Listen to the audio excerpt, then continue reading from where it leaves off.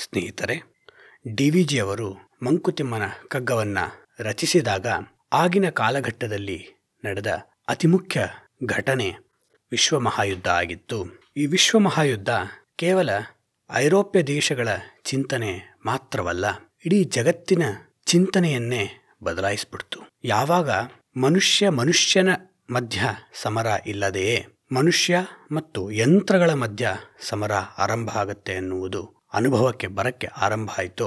ಮನುಷ್ಯನಿಗೆ ಆಳವಾದ ಪ್ರಶ್ನೆಗಳು ಹೇಳಕ್ಕೆ ಆರಂಭ ಆದವು. ಹಾಗಾಗಿ 1945ನೇ ಇಸ್ವಿಯಲ್ಲಿ ಹಿರೋಶಿಮಾ ನಾಗಾಸಾಕಿ ಮೇಲೆ ಅಮೆರಿಕ ಅಣ್ವಸ್ತ್ರ ಪ್ರಯೋಗ ಮಾಡಿದ ನಂತರ ವಿಶ್ವ ಮಹಾಯುದ್ಧ ಸಮಾಪ್ತಿ ಆಯಿತು. ಆದರೆ ಮನುಷ್ಯನ ಅಂತರಂಗದ ಕಲಹಗಳು, ದುಗುಡಗಳು ಹೆಚ್ಚಾಗ್ತಾ ಹೋದವು. ಯಾಕೆ? ಅಲ್ಲಿಯವರೆಗೂ ಮನುಷ್ಯ ಅಂಟಿಕೊಂಡಿದ್ದ ಎಷ್ಟೋ ವ್ಯಾಲ್ಯೂ ಸಿಸ್ಟಮ್ ವ್ಯವಸ್ಥೆಗಳು ಕುಸಿತಾ ಹೋದವು. ಮಂಕುತಿಮ್ಮನ ಕಗ್ಗ ಈ ಅತ್ಯಂತ ಕ್ಲಿಷ್ಟಕರ ಕಾಲಘಟ್ಟದಲ್ಲಿ ಡಿ.ವಿ.ಜಿಯವರಿಂದ ರಚಿಸಲ್ಪಟ್ಟಿತು. ಆ ಕಾಲಘಟ್ಟದಲ್ಲಿ ಜಗತ್ತಿನಲ್ಲಿ ದೊಡ್ಡ ದೊಡ್ಡ ಚಿಂತಕರು ಹಿಂದೆಂದೂ ಏಳಿಸದಂತಹ ಪ್ರಶ್ನೆಗಳನ್ನು ಏಳಿಸ್ತಾ ಇದ್ರು. ಫ್ರಾನ್ಸ್ನಲ್ಲಿ ಆಲ್ಬರ್ಟ್ ಕಮು, ಜಾನ್ ಪಾಲ್ ಸಾರ್ತರ್, ಜರ್ಮನಿಯಲ್ಲಿ ಅಡೋರ್ನೋ, ಬ್ರಿಟನ್ನಲ್ಲಿ ಹಕ್ಸ್ಲಿ, ಆರ್ವೆಲ್, ಈ ರೀತಿ ಆಳವಾದ ಪ್ರಶ್ನೆಗಳು ಅವರಿಗೆ ಕಾಡಲು ಆರಂಭಿಸಿದಾಗ ಅಷ್ಟೇ ದೊಡ್ಡ ಮಟ್ಟದ ವೈಶ್ವಿಕ ಚಿಂತಕರಾಗಿದ್ದ ಕನ್ನಡಿಗ ಡಿ.ವಿ.ಜಿಯವರಲ್ಲೂ ಇದರ ಪ್ರಶ್ನೆಗಳು ಹೇಳಕ್ಕೆ ಆರಂಭ ಆದವು. ಇದರ ಜೊತೆಗೆ ಡಿ.ವಿ.ಜಿಯವರಿಗೆ ಆಳವಾದ ಭಾರತೀಯ ತತ್ವಶಾಸ್ತ್ರದ ಅಧ್ಯಯನವೂ ಇತ್ತು. ಅದರಿಂದ ಮಂಕುತಿಮ್ಮನ ಕಗ್ಗ ಹೊಸ ತತ್ವಗಳು ಮತ್ತು ಭಾರತೀಯ ತತ್ವಗಳು ಅದಷ್ಟೇ ಅಲ್ಲ, ಡಿ.ವಿ.ಜಿಯವರ ಮೇಲೆ ಗ್ರೀಕ್ ಫಿಲಾಸಫರ್ಸ್ ಅರಿಸ್ಟಾಟಲ್, ಪ್ಲೇಟೋ, ಜೊತೆಗೆ ಸ್ಟೋಯಿಕ್ ಫಿಲಾಸಫರ್ಸ್ ಅಂತಾರಲ್ಲ, ಸೆನೆಕಾ, ಮಾರ್ಕಸ್ ಅರಿಲಿಯಸ್, ಈ ತತ್ವಗಳು ಪ್ರಭಾವ ಆಗಿದ್ದು ನಮಗೆ ಕಾಣಿಸ್ತಾ ಬರುತ್ತೆ. ಡಿ.ವಿ.ಜಿಯವರು ಮಂಕುತಿಮ್ಮನ ಕಗ್ಗವನ್ನು ರಚಿಸಿದಾಗ ಎಲ್ಲ ಜಗತ್ತಿನ ಅದ್ಭುತ ತತ್ವಗಳ ಸಮನ್ವಯ ಅದೊಂದು ರೀತಿ ಅದ್ಭುತ ತತ್ವವಾಗಿ ರಚಿಸಲ್ಪಟ್ಟಿತು.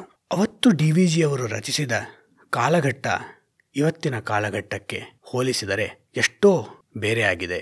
ತಾಂತ್ರಿಕತೆಯಲ್ಲಿ ಮನುಷ್ಯ ಹಿಂದೆಂದೂ ಆಗದಂತಹ ಪ್ರಗತಿಯನ್ನ, ಔನ್ನತ್ಯವನ್ನ ಸಾಧಿಸಲು ಸಾಧ್ಯವಾಗಿದೆ.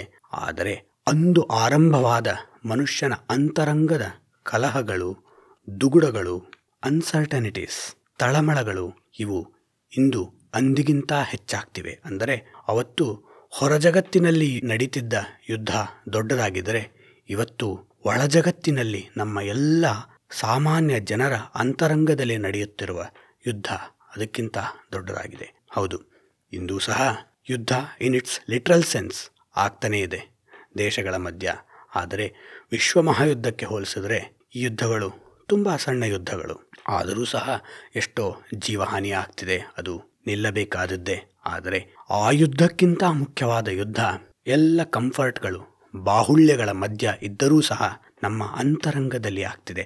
ಆ ಅಂತರಂಗದಲ್ಲಿರುವ ಕ್ಷೋಭೆಗಳು, ಕಲಹಗಳು ನಮ್ಮ ರಿಲೇಷನ್ಶಿಪ್ಪಲ್ಲಿರಬಹುದು. ಅಂದರೆ ರೊಮ್ಯಾಂಟಿಕ್ ರಿಲೇಷನ್ಶಿಪ್, ತಂದೆ ಮಕ್ಕಳ ರಿಲೇಷನ್ಶಿಪ್ಸ್, ಯಾರನ್ನಾರು ಡೇಟ್ ಮಾಡ್ತಿದ್ರೆ boy friend girl friend ಮಧ್ಯದಲ್ಲಿರೋ relationship, ಎಸ್ಟ್ರೇಂಜ್ಮೆಂಟ್, ಈ ರೀತಿಯ ಸವಾಲುಗಳಿಗೆ ಕಾರಣ ಆಗಿರೋದ್ರ ಜೊತೆಗೆ ಸೆಡೆಂಟ್ರಿ ಲೈಫ್ ಸ್ಟೈಲ್, ಅಂದರೆ ಕೂತು ಕೆಲಸ ಮಾಡೋದು, ಆಫೀಸ್ ಕೆಲಸ ಹೆಚ್ಚಾಗ್ತಿರೋ ಕಾಲದಲ್ಲಿ ಅದು ಮನುಷ್ಯನ ದೈಹಿಕ ಆರೋಗ್ಯದ ಮೇಲೆ ಮತ್ತು ಮಾನಸಿಕ ಆರೋಗ್ಯದ ಮೇಲೂ ಅಷ್ಟೇ ಪ್ರಭಾವವನ್ನು ಬೀರ್ತಾ ಇದೆ. ಅದಕ್ಕೆ ಈಗ ಎಷ್ಟೋ ಕಾರ್ಡಿಯೋವಾಸ್ಕ್ಯುಲರ್ ಇಶ್ಯೂ, ಅಂದರೆ ಹೃದಯ ಸಂಬಂಧಿ ಕಾಯಿಲೆಗಳು ಸಣ್ಣ ವಯಸ್ಸಿಗೆ ಆರಂಭ ಆಗ್ತಿದೆ. ಬೇರೆ ರೀತಿ ಶುಗರ್ ಇಶ್ಯೂಸು, ಡೈಜೆಸ್ಟಿವ್ ಇಶ್ಯೂಸು, ಅಂದರೆ ಈ ರೀತಿಯ ಸಮಸ್ಯೆಗಳು ಕ್ಷಾಮದ ಸಮಸ್ಯೆಗಳಲ್ಲ. They are not the problems of scarcity, they are the problems of plentiness, ಬಾಹುಳ್ಯದ ಸಮಸ್ಯೆಗಳು. ಹಾಗಾಗಿ ಅವತ್ತು ಏಳಿಸಿದ ಪ್ರಶ್ನೆಗಳು ಡಿ.ವಿ.ಜಿಯವರು ಇವತ್ತು ನಮಗೆ ಮತ್ತೂ ಆಳವಾಗಿ ಅನ್ವಯ ಆಗ್ತಾ ಹೋಗುತ್ತವೆ. ಡಿ.ವಿ.ಜಿಯವರ ಮಂಕುತಿಮ್ಮನ ಕಗ್ಗ ಆರಂಭ ಆಗುವುದೇ ಹಲವಾರು ಆಳವಾದ ಎಕ್ಸಿಸ್ಟೆನ್ಷಿಯಲ್ ಪ್ರಶ್ನೆಗಳಿಂದ. ಏನಿದರ ಅರ್ಥ? ಈ ಅಸ್ತಿತ್ವದಲ್ಲಿ ನಾನ್ಯಾರು? ಮನುಷ್ಯ ಕೇವಲ ಒಂದು ತೃಣವಾದರೆ ಮನುಷ್ಯನ ಭಾವನೆಗಳಿಗೆ ಅರ್ಥ ಏನು? ಅದಕ್ಕೆ ಹ್ಯೂಮನ್ ಏಲಿಯನೇಷನ್ ಅಂತಾರೆ. ಈ ದೊಡ್ಡ ವೈಶ್ವಿಕ ವ್ಯವಸ್ಥೆಯಲ್ಲಿ ಒಬ್ಬ ಮನುಷ್ಯನಿಗೆ ಮತ್ತು ಆ ಮನುಷ್ಯನ ಭಾವನೆಗಳಿಗೆ ಏನಾದರೂ ಬೆಲೆ ಇದೆಯಾ? ಬೆಲೆ ಇಲ್ಲ ಅನ್ನೋದಾದರೆ ಆ ಸತ್ಯವನ್ನು ನಾವು ಹೇಗೆ ಅಂಗೀಕರಿಸ್ಕೋಬೇಕು? ಈ ರೀತಿಯ ಪ್ರಶ್ನೆಗಳಿಗೆ ನಮ್ಮನ್ನು ಪ್ರೇರೇಪಿಸುತ್ತದೆ ಡಿ.ವಿ.ಜಿಯವರ ಮಂಕುತಿಮ್ಮನ ಕಗ್ಗದ ಆರಂಭಿಕ ಕಗ್ಗಗಳು. ಏನು ಜೀವನದರ್ಥ, ಏನು ಪ್ರಪಂಚಾರ್ಥ, ಏನು ಜೀವ ಪ್ರಪಂಚಗಳ ಸಂಬಂಧ ಕಾಣದಿಲ್ಲಿರ್ಪುದು ಏನಾನು ಮುಂಟೆ ಅದೇನು ಜ್ಞಾನ ಪ್ರಮಾಣವೇಂ ಮಂಕುತಿಮ್ಮ. ಏನು ಜೀವನದ ಅರ್ಥ? ತಿನ್ನೋದು, ದುಡಿಯೋದು, ಖರ್ಚು ಮಾಡೋದು, ಇನ್ನೊಬ್ಬರನ್ನ ಓಲೈಸೋದು, ನಮ್ಮ ಹತ್ರ ಎಷ್ಟು ದುಡ್ಡಿದೆ ಅಂತ, ನಮ್ಮದೇ ಸಂತತಿಗಳನ್ನ ಹುಟ್ಟಿ ಹಾಕೋದು, ಹೊರಡೋದು. ಇದನ್ನು ದಾಟಿದ ಯಾವುದಾದರೂ ಜೀವನದ ಹೈಯರ್ ಪರ್ಪಸ್ ಇದೆಯಾ? ಇಲ್ಲಿ ಮತ್ತೆ ಎಂಫಸೈಸ್ ಮಾಡಿ ಹೇಳ್ತಿರೋದು ಏನಂದರೆ, ನಾನು ಡಿ ವಿ ಜಿಯವರು ತತ್ಕ್ಷಣ ಉತ್ತರಕ್ಕೆ ನಮ್ಮನ್ನು ಪ್ರೇರೇಪಿಸೋದಿಲ್ಲ. ಹೇಗೆ ಪಿಕಾಸೋದು, ಸಾಲ್ವಡಾರ್ ಡಾಲಿ ಪೇಂಟಿಂಗ್ಗಳು ನಮಗೆ ಪ್ರಶ್ನೆಗಳನ್ನು ಏಳಿಸಿ ಚಿಂತನೆಗೆ ಹಚ್ಚತ್ತೋ ಅದನ್ನು ಇಲ್ಲಿ ಮಾಡೋಕ್ಕೆ ಪ್ರಯತ್ನಿಸ್ತಿದ್ದಾರೆ ಡಿ ವಿ ಜಿಯವರು. ಏನು ಜೀವನದರ್ಥ, ಏನು ಪ್ರಪಂಚಾರ್ಥ? ಈ ಭೂಮಿಯ ಮೇಲೆ ಸ್ನೇಹಿತರೆ 1 ದಶಲಕ್ಷ 1 ಮಿಲಿಯನ್ ಸ್ಪೀಶೀಸ್ ಪ್ರಭೇದಗಳು ಇವೆ ಅಂತ ವಿಜ್ಞಾನಿಗಳು ಹೇಳ್ತಾರೆ. ಈ 1 ದಶಲಕ್ಷ ಪ್ರಭೇದಗಳಲ್ಲಿ ಒಂದು ಪ್ರಭೇದ ಮನುಷ್ಯ. ಇದು ನಮ್ಮ ಮುಂದೆ ಈಗಿರುವ ಪ್ರಭೇದಗಳ ಸಂಖ್ಯೆ. ಅಂದರೆ 10 ಲಕ್ಷ ಸ್ಪೀಶೀಸ್ ನಮ್ಮ ಅನುಭವಕ್ಕೆ ಬರ್ತಿರೋದು. ಆದರೆ ವಿಕಾಸ ತಜ್ಞರ ಪ್ರಕಾರ, ಎವಲ್ಯೂಷನರಿ ಬಯಾಲಜಿಸ್ಟ್ಗಳ ಪ್ರಕಾರ ಈ 10 ಲಕ್ಷ ಪ್ರಭೇದ ಅನ್ನೋ ಸಂಖ್ಯೆ ಇದೆಯಲ್ಲ, ಆ ಸಂಖ್ಯೆ ಭೂಮಿಯ ಜೈವಿಕ ಇತಿಹಾಸದಲ್ಲಿ ಸುಮಾರು 3 ಬಿಲಿಯನ್ ವರ್ಷ ಅಂತ ಹೇಳ್ತಾರಲ್ಲ, ಅಷ್ಟು ವರ್ಷಗಳ ಇತಿಹಾಸದಲ್ಲಿ ಹುಟ್ಟಿ ನಶಿಸಿ ಅಳಿಸಿ ಹೋದ ಪ್ರಭೇದಗಳ 1% ಅಂತೆ. ಅಂದರೆ 10 ಲಕ್ಷ ಪ್ರಭೇದಗಳು ನಮ್ಮ ಮುಂದೆ ಇದ್ದರೆ ಅದರ 100 ಪಟ್ಟು ಪ್ರಭೇದಗಳು ಇತಿಹಾಸದಲ್ಲಿ ಬಂದು ಅಳಿಸಿ ಹೋಗಿವೆ. ಮುಂದೆ ಮನುಷ್ಯನೂ ಹಾಗೆ ಎಲ್ಲ ಪ್ರಭೇದಗಳು ಕಾಲದ ಗಿರಣಿಯಲ್ಲಿ ಸಿಕ್ಕು, ಗ್ರೈಂಡ್ನಲ್ಲಿ ಸಿಕ್ಕು ಅಳಿಸಿ ಹೋಗೋದೆ. ಯಾವುದಕ್ಕೂ ಸಾರ್ವಕಾಲಿಕತೆ ಅನ್ನುವುದಿಲ್ವಲ್ಲ. ಇದೆಲ್ಲ ನೆನೆಸ್ಕೊಂಡಾಗ ಮನುಷ್ಯನಿಗೆ ಆಂತರಿಕ ದುಗುಡಗಳು ಇನ್ನೂ ಹೆಚ್ಚಾಗತ್ತೆ. ಆದರೆ ನಾನು ಯಾವತ್ತೂ ಸ್ನೇಹಿತರ ಜೊತೆ ಮಾತಾಡ್ತಿರ್ತೀವಿ, ಈ ದುಗುಡಗಳು the right questions to gripes. Zomato delivery boy ಯಾಕೆ ಲೇಟಾಗಿ ಬಂದ? ಅಮೆಝಾನ್ ಕಸ್ಟಮರ್ ಕೇರ್ ಯಾಕೆ ಫೋನ್ ನಂಬರ್ ಕರೆಕ್ಟಾಗಿ ಕೊಡಲಿಲ್ಲ? ಈ ಪ್ರಶ್ನೆಗಳಲ್ಲೇ ನಾವು ಸಿಲುಕಿ ಜೀವನ ಮುಗಿಸೋದ್ರ ಬದಲು ಆಳವಾದ ಪ್ರಶ್ನೆಗಳಿಗೆ ಚಿಂತನೆಯನ್ನು ಹಚ್ಚಿಸಿದಾಗ ಮನಸ್ಸು ಪರಿವರ್ತನೆ ಆಗ್ತಾ ಹೋಗುತ್ತೆ. ಅಂದರೆ ಈಗ 10 ಲಕ್ಷದ 100 ಪಟ್ಟು ಅಂದರೆ 10 ಕೋಟಿ ಪ್ರಭೇದಗಳು ಭೂಮಿಯ ಇತಿಹಾಸದಲ್ಲಿ ಬಂದಿರೋದೇ. ಆದರೆ ಅದರಲ್ಲಿ ಒಂದು ಪ್ರಭೇದ ಮನುಷ್ಯ. ಆ ಮನುಷ್ಯ ಒಂದು ಪ್ರಭೇದ ಆದರೆ ಅದರಲ್ಲಿ ಇವಾಗ ನಮ್ಮ ಮುಂದೆ ಇರೋರು 800 ಕೋಟಿ ಜನ. ಅದರಲ್ಲಿ ನಾನು ಯಾರು? ಮನುಷ್ಯ ಅನ್ನುವ ಆ ವ್ಯಕ್ತಿಯ ಸ್ಥಾನ ಏನು? ಈ ಪ್ರಶ್ನೆಗಳು ಯೋಚಿಸಿ ಅನ್ನೋದರಿಂದ ಡಿ ವಿ ಜಿಯವರು ಮಂಕುತಿಮ್ಮನ ಕಗ್ಗಕ್ಕೆ ಪ್ರವೇಶ ಕೊಡ್ತಾರೆ. ಅಂದರೆ ಇಲ್ಲಿ ಒಂದು ಕ್ಲಾರಿಟಿ ಸಿಕ್ಬಿಡತ್ತೆ. ಮುಂದೆ ಭಗವದ್ಗೀತೆಯ ರೀತಿಯೇ ಡಿ ವಿ ಜಿಯವರು ಎಲ್ಲ ರೀತಿಯ ಸಮಸ್ಯೆಗಳಿಗೆ ಪರಿಹಾರವನ್ನು ಒದಗಿಸಿದರೂ ಸಹ ಈಗ ನಮಗೆ ಮೊದಲು ಪ್ರಶ್ನೆಯನ್ನು ಏಳಸಕ್ಕೆ ತಯಾರು ಮಾಡ್ತಿದ್ದಾರೆ. ಕಾಣದೆಲ್ಲಿರ್ಪುದೇನಾನು ಮುಂಟೆ ಅದೇನು? ಏನಾದರೂ ಇದೆಯಾ ಈ ಸಾಮಾನ್ಯ ನಮ್ಮ ಇಂದ್ರಿಯ ಗೋಚರವಾದ ಜಗತ್ತನ್ನು ದಾಟಿ ಯಾವುದಾದ್ರೂ ಒಂದು ಅನುಭವ ಇದೆಯಾ? ಇಂದ್ರಿಯಾತೀತ ಅನುಭವ ಇದೆಯಾ? ಅದರ ಜ್ಞಾನ ಪ್ರಮಾಣವೇ ಮಂಕುತಿಮ್ಮ. ನಾವೇ ಅಲ್ವಾ ಮಂಕುತಿಮ್ಮ? ಯೋಚನೆ ಮಾಡಿ, ದೈನಂದಿನ ಸಮಸ್ಯೆಗಳಲ್ಲಿ ಮುಳುಗು ಹೋಗಿರೋ ಮಂಕು ವ್ಯಕ್ತಿಗಳೇ, ಈ ಪ್ರಶ್ನೆಗಳನ್ನು ಏಳಿಸ್ಕೊಳ್ಳಿ ಅಂತ ಮುಂದೆ ಅವ್ರು ಹೇಳೋದು. ಮುತ್ತಿರುವುದಿಂದು ಭೂಮಿಯ ನೊಂದು ದುರ್ದೈವ ಮೃತ್ಯು ಕುಣಿಯುತ್ತಲಿಹನು ಕೇಕೆ ಹಾಕುತ್ತಲಿ ಸುತ್ತಿಪುದು ತಲೆಯನನುದಿನದ ಲೋಕದ ವಾರ್ತೆ ಎತ್ತಲಿದಕ್ಕೆಲ್ಲ ಕಡೆ ಮಂಕುತಿಮ್ಮ. ಇವತ್ತು ಭೂಮಿಯನ್ನೆಲ್ಲ ಒಂದು ಕೆಟ್ಟ ಪರಿಸ್ಥಿತಿ ಮುತ್ತಿದೆ. ಇದು ವಿಶ್ವ ಮಹಾಯುದ್ಧದ ಟೈಮಲ್ಲಿ ಡಿ ವಿ ಜಿ ಅವರು ಹೇಳಿದ್ದು ಸರಿ.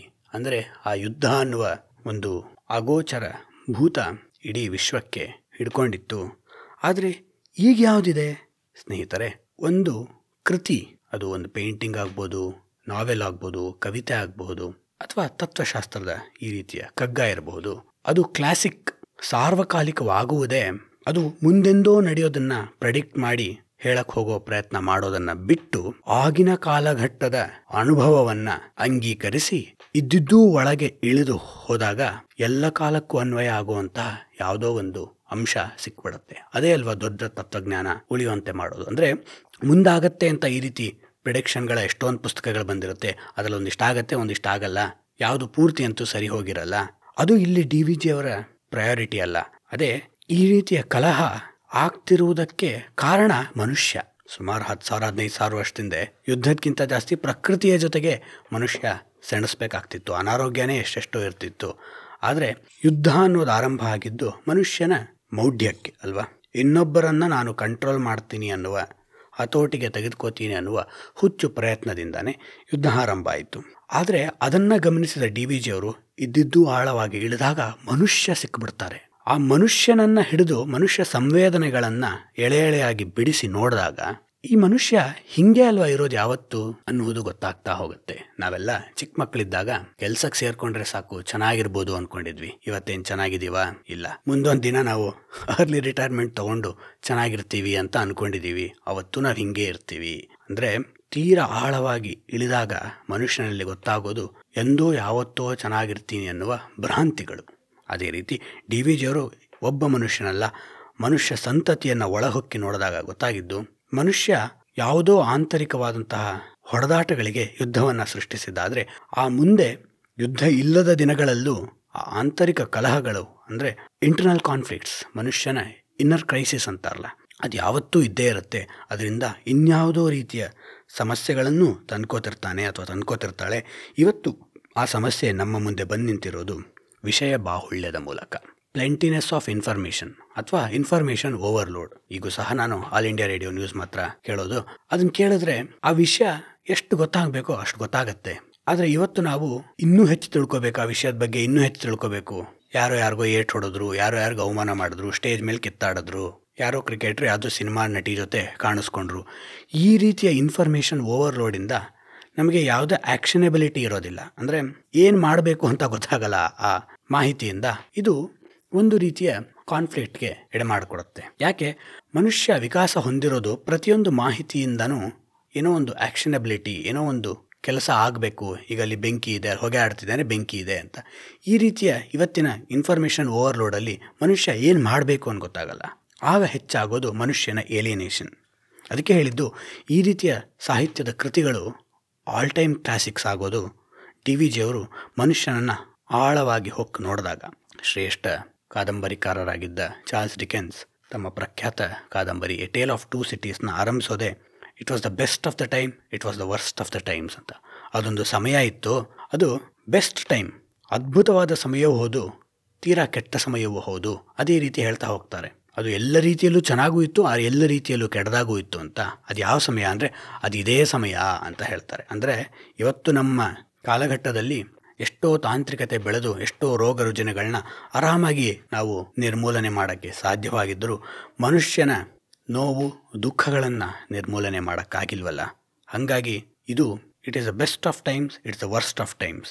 ಮೊದಲು ನಾವೆಲ್ಲ ಊರಿಗೆ ಫೋನ್ ಮಾಡಬೇಕು ಅಂದರೆ ಅಥವಾ ವಿದೇಶಕ್ಕೆ ಫೋನ್ ಮಾಡಬೇಕಂದ್ರಂತೂ ಎಷ್ಟು ದುಡ್ಡು ಖರ್ಚಾಗತ್ತೆ ಅನ್ನೋದು ಭಯ ಆಗ್ತಿತ್ತು ನೆನೆಸ್ಕೊಳ್ಳೋಕ್ಕೆ. 100-200 ರೂಪಾಯಿ ಆಗ ಸಂಬಳ ಇದ್ದಿದೆ, 3,000-4,000 ಅಂಥದ್ರಲ್ಲಿ 200-300 ರೂಪಾಯಿ ವಿದೇಶಕ್ಕೆ ಫೋನ್ ಮಾಡಿದ್ರೆ ಖರ್ಚಾಗ್ತಿತ್ತು. ಅದಕ್ಕೆ ನಾವೆಲ್ಲ ಇನ್ಲ್ಯಾಂಡ್ ಲೆಟರ್ ಬರೆಯೋದು ಅವೆಲ್ಲ ನೋಡ್ತಿದ್ವಿ. ಈಗ ₹1 ಖರ್ಚಿಲ್ಲದೆ ಆಗುವಂತಹ ಸಾಮರ್ಥ್ಯ ತಾಂತ್ರಿಕತೆ ಕೊಟ್ಟಿದೆ. ಆದರೆ ಅದನ್ನು ನಾವು ಸರಿಯಾಗಿ ಉಪಯೋಗಿಸ್ಕೊತಿದ್ದೀವಾ? ಇಲ್ಲ.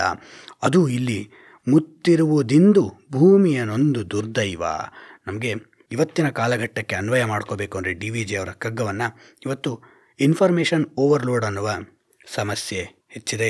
ಇದರಿಂದ ಅಂದರೆ ತಾಂತ್ರಿಕತೆನೇ ಇವತ್ತು ನಾವು ಸರಿಯಾಗಿ ಉಪಯೋಗಿಸಿದ್ರೆ, ವಿವೇಕ ಇಲ್ಲದೆ ಉಪಯೋಗಿಸಿದ್ರೆ ಸಮಸ್ಯೆ ಆಗ್ತಿದೆ. AI ಚಾಟ್ GPT ಮಕ್ಕಳು ಹೋಮ್ವರ್ಕ್ ಮಾಡ್ಬೇಕಾದ್ರೆ ಅಲ್ಲಿ ಹಾಕ್ಬಿಡ್ತಾರೆ, ಅದೇ ತೋರಿಸ್ಬಿಡುತ್ತೆ. ಇದರಿಂದ ಮಕ್ಕಳ ಬುದ್ಧಿ ಬೆಳೆಯೋಕ್ಕೆ ಸಾಧ್ಯವಾಗ್ತಿಲ್ಲ. ಕಾರ್ಪೊರೇಟ್ ಫಾರ್ಮಿಂಗ್ ಅಂದ್ಬಿಟ್ಟು ದೊಡ್ಡ ದೊಡ್ಡ ಕಂಪ್ನಿಗಳು ವ್ಯವಸಾಯಕ್ಕೆ ಇಳಿದ ಕೂಡಲೇ ಅವರು ತಯಾರು ಮಾಡೋ ಬೀಜಗಳು ಸೈಡ್ಗಳಾಗಿರುತ್ತಂತೆ. ಅಂದರೆ ಒಂದು ಸಲ ಆ ಬೀಜವನ್ನು ಹಾಕಿ ಬೆಳೆದ್ರೆ ಅದನ್ನು ಮತ್ತೆ ಅದರಿಂದ ಬರೋ ಕ್ರಾಪ್ನಿಂದ ಆ ಬೀಜವನ್ನು ಮತ್ತೆ ಹಾಕಿ ಬೆಳೆಯೋಕ್ಕಾಗದಂತೆ ಸೈಡ್ ಮಾಡಿರ್ತಾರೆ. ಅಂದರೆ ಯಾವುದೋ ಒಂದು ಚೆನ್ನಾಗಿ ಬೆಳೀಲಿ, ಒಳ್ಳೆ ಇಳುವರಿ ಸಿಗಲಿ ಅಂತ ಶುರುವಾದ ತಾಂತ್ರಿಕತೆ ಇವತ್ತು ಒಂದು ಜೆನೆಟಿಕ್ ಟ್ರಾನ್ಸ್ಫಾರ್ಮೇಷನ್, ಅದರ ಒಂದು ಸಸ್ಯದ ಒಂದು ಸ್ವಾಯತ್ತತೆಯೇ ಸಹಜ ಪ್ರಕ್ರಿಯೆನೇ ಇಲ್ಲದಂತೆ ಮಾಡ್ತಿದೆ ಅನ್ನೋದು ಎಷ್ಟು ಆಶ್ಚರ್ಯ. ಬೆಳಗಾದರೆ ಕೇಳ್ತಿರ್ತೇವೆ CNN ಅಲ್ಲಿ ಎಲ್ಲೋ ಮಾಸ್ ಶೂಟಿಂಗ್ ಆಯಿತು, ಯಾರೋ ಒಬ್ಬರು ಪಿಜ್ಜಾ ಹಟ್ಟಿಗೆ ನುಗ್ಬಿಟ್ಟು ಶೂಟ್ ಮಾಡಿದ್ರು, ಎಷ್ಟೋ ಜನ ಸತ್ತೋದ್ರು, ಮಕ್ಕಳು ಫೋನ್ ಉಪಯೋಗಿಸ್ಬಿಟ್ಟು ಅಡಿಕ್ಷನಿಂದ ಏನೇನೋ ಸಮಸ್ಯೆ ಮಾಡಿಕೊಂಡ್ರು. ಅಂದರೆ ಇವತ್ತೂ ಸಹ ಯಾವುದೋ ಒಂದು ಸಮಸ್ಯೆ ಇದೆ, ಅವತ್ತಿಲ್ಲದ ಸಮಸ್ಯೆ ಇದೆ. ಮೃತ್ಯು ಕುಣಿಯೋ ತಲಿಹನು ಕೇಕೆ ಹಾಕುತ್ತಲಿ. ಮೃತ್ಯು ಅಂದರೆ ಇಲ್ಲಿ ಭಯ, ನಮ್ಮಲ್ಲಿರುವ ಭಯಕ್ಕಿಂತ ದೊಡ್ಡ ಮೃತ್ಯು ಇದೆಯಾ? ಯಾಕಂದರೆ ಮೃತ್ಯು ಬರೋಕ್ಕಿಂತ ಮೊದಲೇ ಭಯ ನಮ್ಮನ್ನು ಕೊಂದುಬಿಟ್ಟಿದೆ. ಇವತ್ತು ಪ್ರತಿದಿನವೂ ಸತ್ತು ಬದುಕುವಂತಹ ವ್ಯವಸ್ಥೆಯನ್ನು ತಂದುಕೊಂಡಿದ್ದೇವೆ. ಮೃತ್ಯು ಕುಣಿಯುತ್ತಲಿಹನು ಕೇಕೆ ಹಾಕುತ್ತಲಿ ಅಂದರೆ ನಮ್ಮೆಲ್ಲರಿಗೂ, ನಾನು ಈ ಬೆಂಗಳೂರು ಮೆಟ್ರೋ ಹತ್ತವಾಗ ನೋಡಿದ್ರೆ ಗೊತ್ತಾಗುತ್ತೆ, ಅವರು ನಮಗಿಂತ ಕಡಿಮೆ ಶಿಕ್ಷಣ ಇರೋ ಸೆಕ್ಯೂರಿಟಿ ಗಾರ್ಡ್ಗಳು ಸರ್ ಕ್ಯೂನಲ್ಲಿ ಬನ್ನಿ ಅಂತಿರ್ತಾರೆ. ನಾವು ಎಷ್ಟೆಷ್ಟೆಲ್ಲ ಡಬಲ್ ಡಿಗ್ರಿ ಓದ್ಕೊಂಡು ಹೋಗ್ಬಿಟ್ಟು ಕ್ಯೂ ಬ್ರೇಕ್ ಮಾಡಿಬಿಟ್ಟು you cannot tell me you are not suppose to tell ಈ ಥರ ಎಲ್ಲ ದೊಡ್ಡ ದೊಡ್ಡ ಇಂಗ್ಲೀಷ್ ಮಾತಾಡಿಕೊಂಡು ಆ್ಯರಗೆನ್ಸ್ ತೋರಿಸ್ತಾ ಇರ್ತೇವೆ. ಮತ್ತು ನಮ್ಮ ದೇಶ ಮುಂದುವರಿಯಲ್ಲ, ಬೇರೆ ದೇಶದಲ್ಲಿ ಅಷ್ಟು ಚೆನ್ನಾಗಿದೆ ವ್ಯವಸ್ಥೆ ಅಂತ ನಾವೇ ಅದನ್ನು ಮೆಟ್ರೋ ಟ್ರೈನಲ್ಲಿ ಕೂತ್ಕೊಂಡು ನೋಡ್ತಿರ್ತೇವೆ. ಅಂದರೆ ಇಡೀ ಸಮಾಜ ಒಂದು ರೀತಿಯ ಸಮೂಹ ಸನ್ನಿಗೆ ಹೋಗಿದೆ. ನೀವು ಮೆಟ್ರೋ ಟ್ರೈನಲ್ಲಿ ಕೂತ್ಕೊಂಡ್ರಂತೂ ಗೊತ್ತಾಗುತ್ತೆ. ಎಲ್ಲರೂ ತಮ್ಮ ಕೈಯಲ್ಲಿರೋ ಗ್ಲಾಸ್ ಚೂರು, ಫೋನ್ ಅನ್ನುವ ಗ್ಲಾಸ್ ಚೂರನ್ನ ಮೇಲೆ ಇಡೀ ಜಗತ್ತನ್ನು ನೋಡ್ತಿರ್ತಾರೆ. ಆದರೆ ಒಬ್ಬೊಬ್ಬರ ಮುಖದಲ್ಲೂ ಒಂದು ಮೃತ್ಯುವಿನ ಕಳೆ ಕಾಣಿಸ್ತಾ ಇರುತ್ತೆ. A countenance of death is there on their face. ಯಾಕೆ ಮನುಷ್ಯನ ಮಧ್ಯ ಸಂಬಂಧಗಳು ಇವತ್ತು ಕಡಿಮೆ ಆಗಿ ಮನುಷ್ಯನ ಏಕಾಂಗಿತನ ಹೆಚ್ಚಾಗ್ತಿರೋದ್ರಿಂದ ಪ್ರತಿಯೊಬ್ಬ ವ್ಯಕ್ತಿಯೂ ಒಂದು ರೀತಿಯ ಮರುಭೂಮಿ, ಪ್ರತಿಯೊಬ್ಬ ವ್ಯಕ್ತಿಯೂ ಒಂದು ರೀತಿಯ ದ್ವೀಪ, ಐಲ್ಯಾಂಡ್. ಅಲ್ಲಿನ ಸಮಸ್ಯೆಗಳು ಅಲ್ಲೇ ಇದ್ದು ಒಬ್ಬರ ಜೊತೆ ಒಬ್ಬರು ಸಂವಹನ ನಡೆಸದೆ ಹಂಚ್ಕೊಳ್ದೆ ಅದನ್ನು ನಾವು ವಾಟ್ಸಪ್ಪಲ್ಲೇ ಕಳಿಸ್ಬೇಕು. ಈ ರೀತಿಯ ಸಂದರ್ಭ ಬಂದಾಗ that is known as collective frenzy. ಏನೋ ಆಗಿಬಿಡುತ್ತೆ, ಏನೋ ಆಗುತ್ತೆ, ಎಲ್ಲೋ ಯಾರೋ ಒಬ್ಬ ಪ್ರಧಾನಿ ಬಂದರೆ ನಮ್ಮ ದೇಶದಲ್ಲಿ ಏನೋ ಸೆನ್ಸೆಕ್ಸ್ ಬೀಳುತ್ತೆ, ಈ ರೀತಿಯ ಪ್ರಶ್ನೆಗಳಲ್ಲೇ ಬದುಕ್ತಾ ಇದ್ದೀವಿ. ಮೃತ್ಯು ಕುಣಿಯುತ್ತಲಿಹನು ಕೇಕೆ ಹಾಕುತ್ತಲಿ ಸುತ್ತಿಪುದು ತಲೆಯನನುದಿನದ ಲೋಕದ ವಾರ್ತೆ. ಲೋಕದ ವಾರ್ತೆಗಳು, ನಮಗೆ ವಾರ್ತೆನೂ ಬೇಡ, ಇವತ್ತು ಚೀಪ್ ವಾರ್ತೆಗಳು ಬೇಕು. ಯಾವುದೋ ಪಬ್ಬಲ್ಲಿ ಯಾವುದೋ ಆ್ಯಕ್ಟ್ರನ್ನ ಇನ್ನೊಂದು ಆ್ಯಕ್ಟ್ರು ಮಿಸ್ಬಿಹೇವ್ ಮಾಡಿದ್ರು, ಅದ್ರ ಬಗ್ಗೆ 4 ದಿನ ನಾವು ಬೇಕಾದ್ರೆ ಡಿಸ್ಕಸ್ ಮಾಡ್ಬೋದು. ಅದು ನೋಡ್ತಾ ಕೂತಿರ್ತೀವಿ ನಾವು. ಯಾಕೆ? ಅದೇ ಕಲೆಕ್ಟಿವ್ ಫ್ರೆನ್ಸಿ. ಎಲ್ಲರೂ ನೋಡ್ತಾರೆ, ನಾವು ನೋಡಬೇಕಾಗಿದೆ. ಸುತ್ತಿಪುದು ತಲೆಯನನುದಿನದ ಲೋಕದ ವಾರ್ತೆ.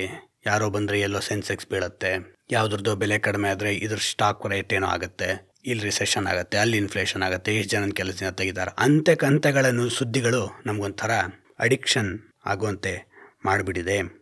ಅದಕ್ಕೆ ಸ್ನೇಹಿತರೆ, ಫಸ್ಟ್ ನಾನು ಹೇಳೋದು ಸ್ಟಾಪ್ ಡೂಮ್ ಸ್ಕ್ರೋಲಿಂಗ್. ಎಲ್ಲರಿಗೂ ಹೇಳ್ತಿರೋದು ಅಂದರೆ ಆ ಫೋನ್ನ ಹಿಡ್ಕೊಂಡು ಬೆರಳನ್ನ ಹಿಂಗೆ ಮೇಲೆ ಮಾಡ್ತಾ ಇರ್ತೀವಲ್ಲ, ಅದನ್ನು ಬಿಟ್ಟು ಫೋನಲ್ಲೇ ಬೇಕಂದ್ರೆ ಎಷ್ಟೊಂದು ವಿಷಯಗಳು ಉಪಯೋಗ ಅಂಥದ್ದು ಓದ್ಬೋದು, ತಿಳ್ಕೊಬಹುದು.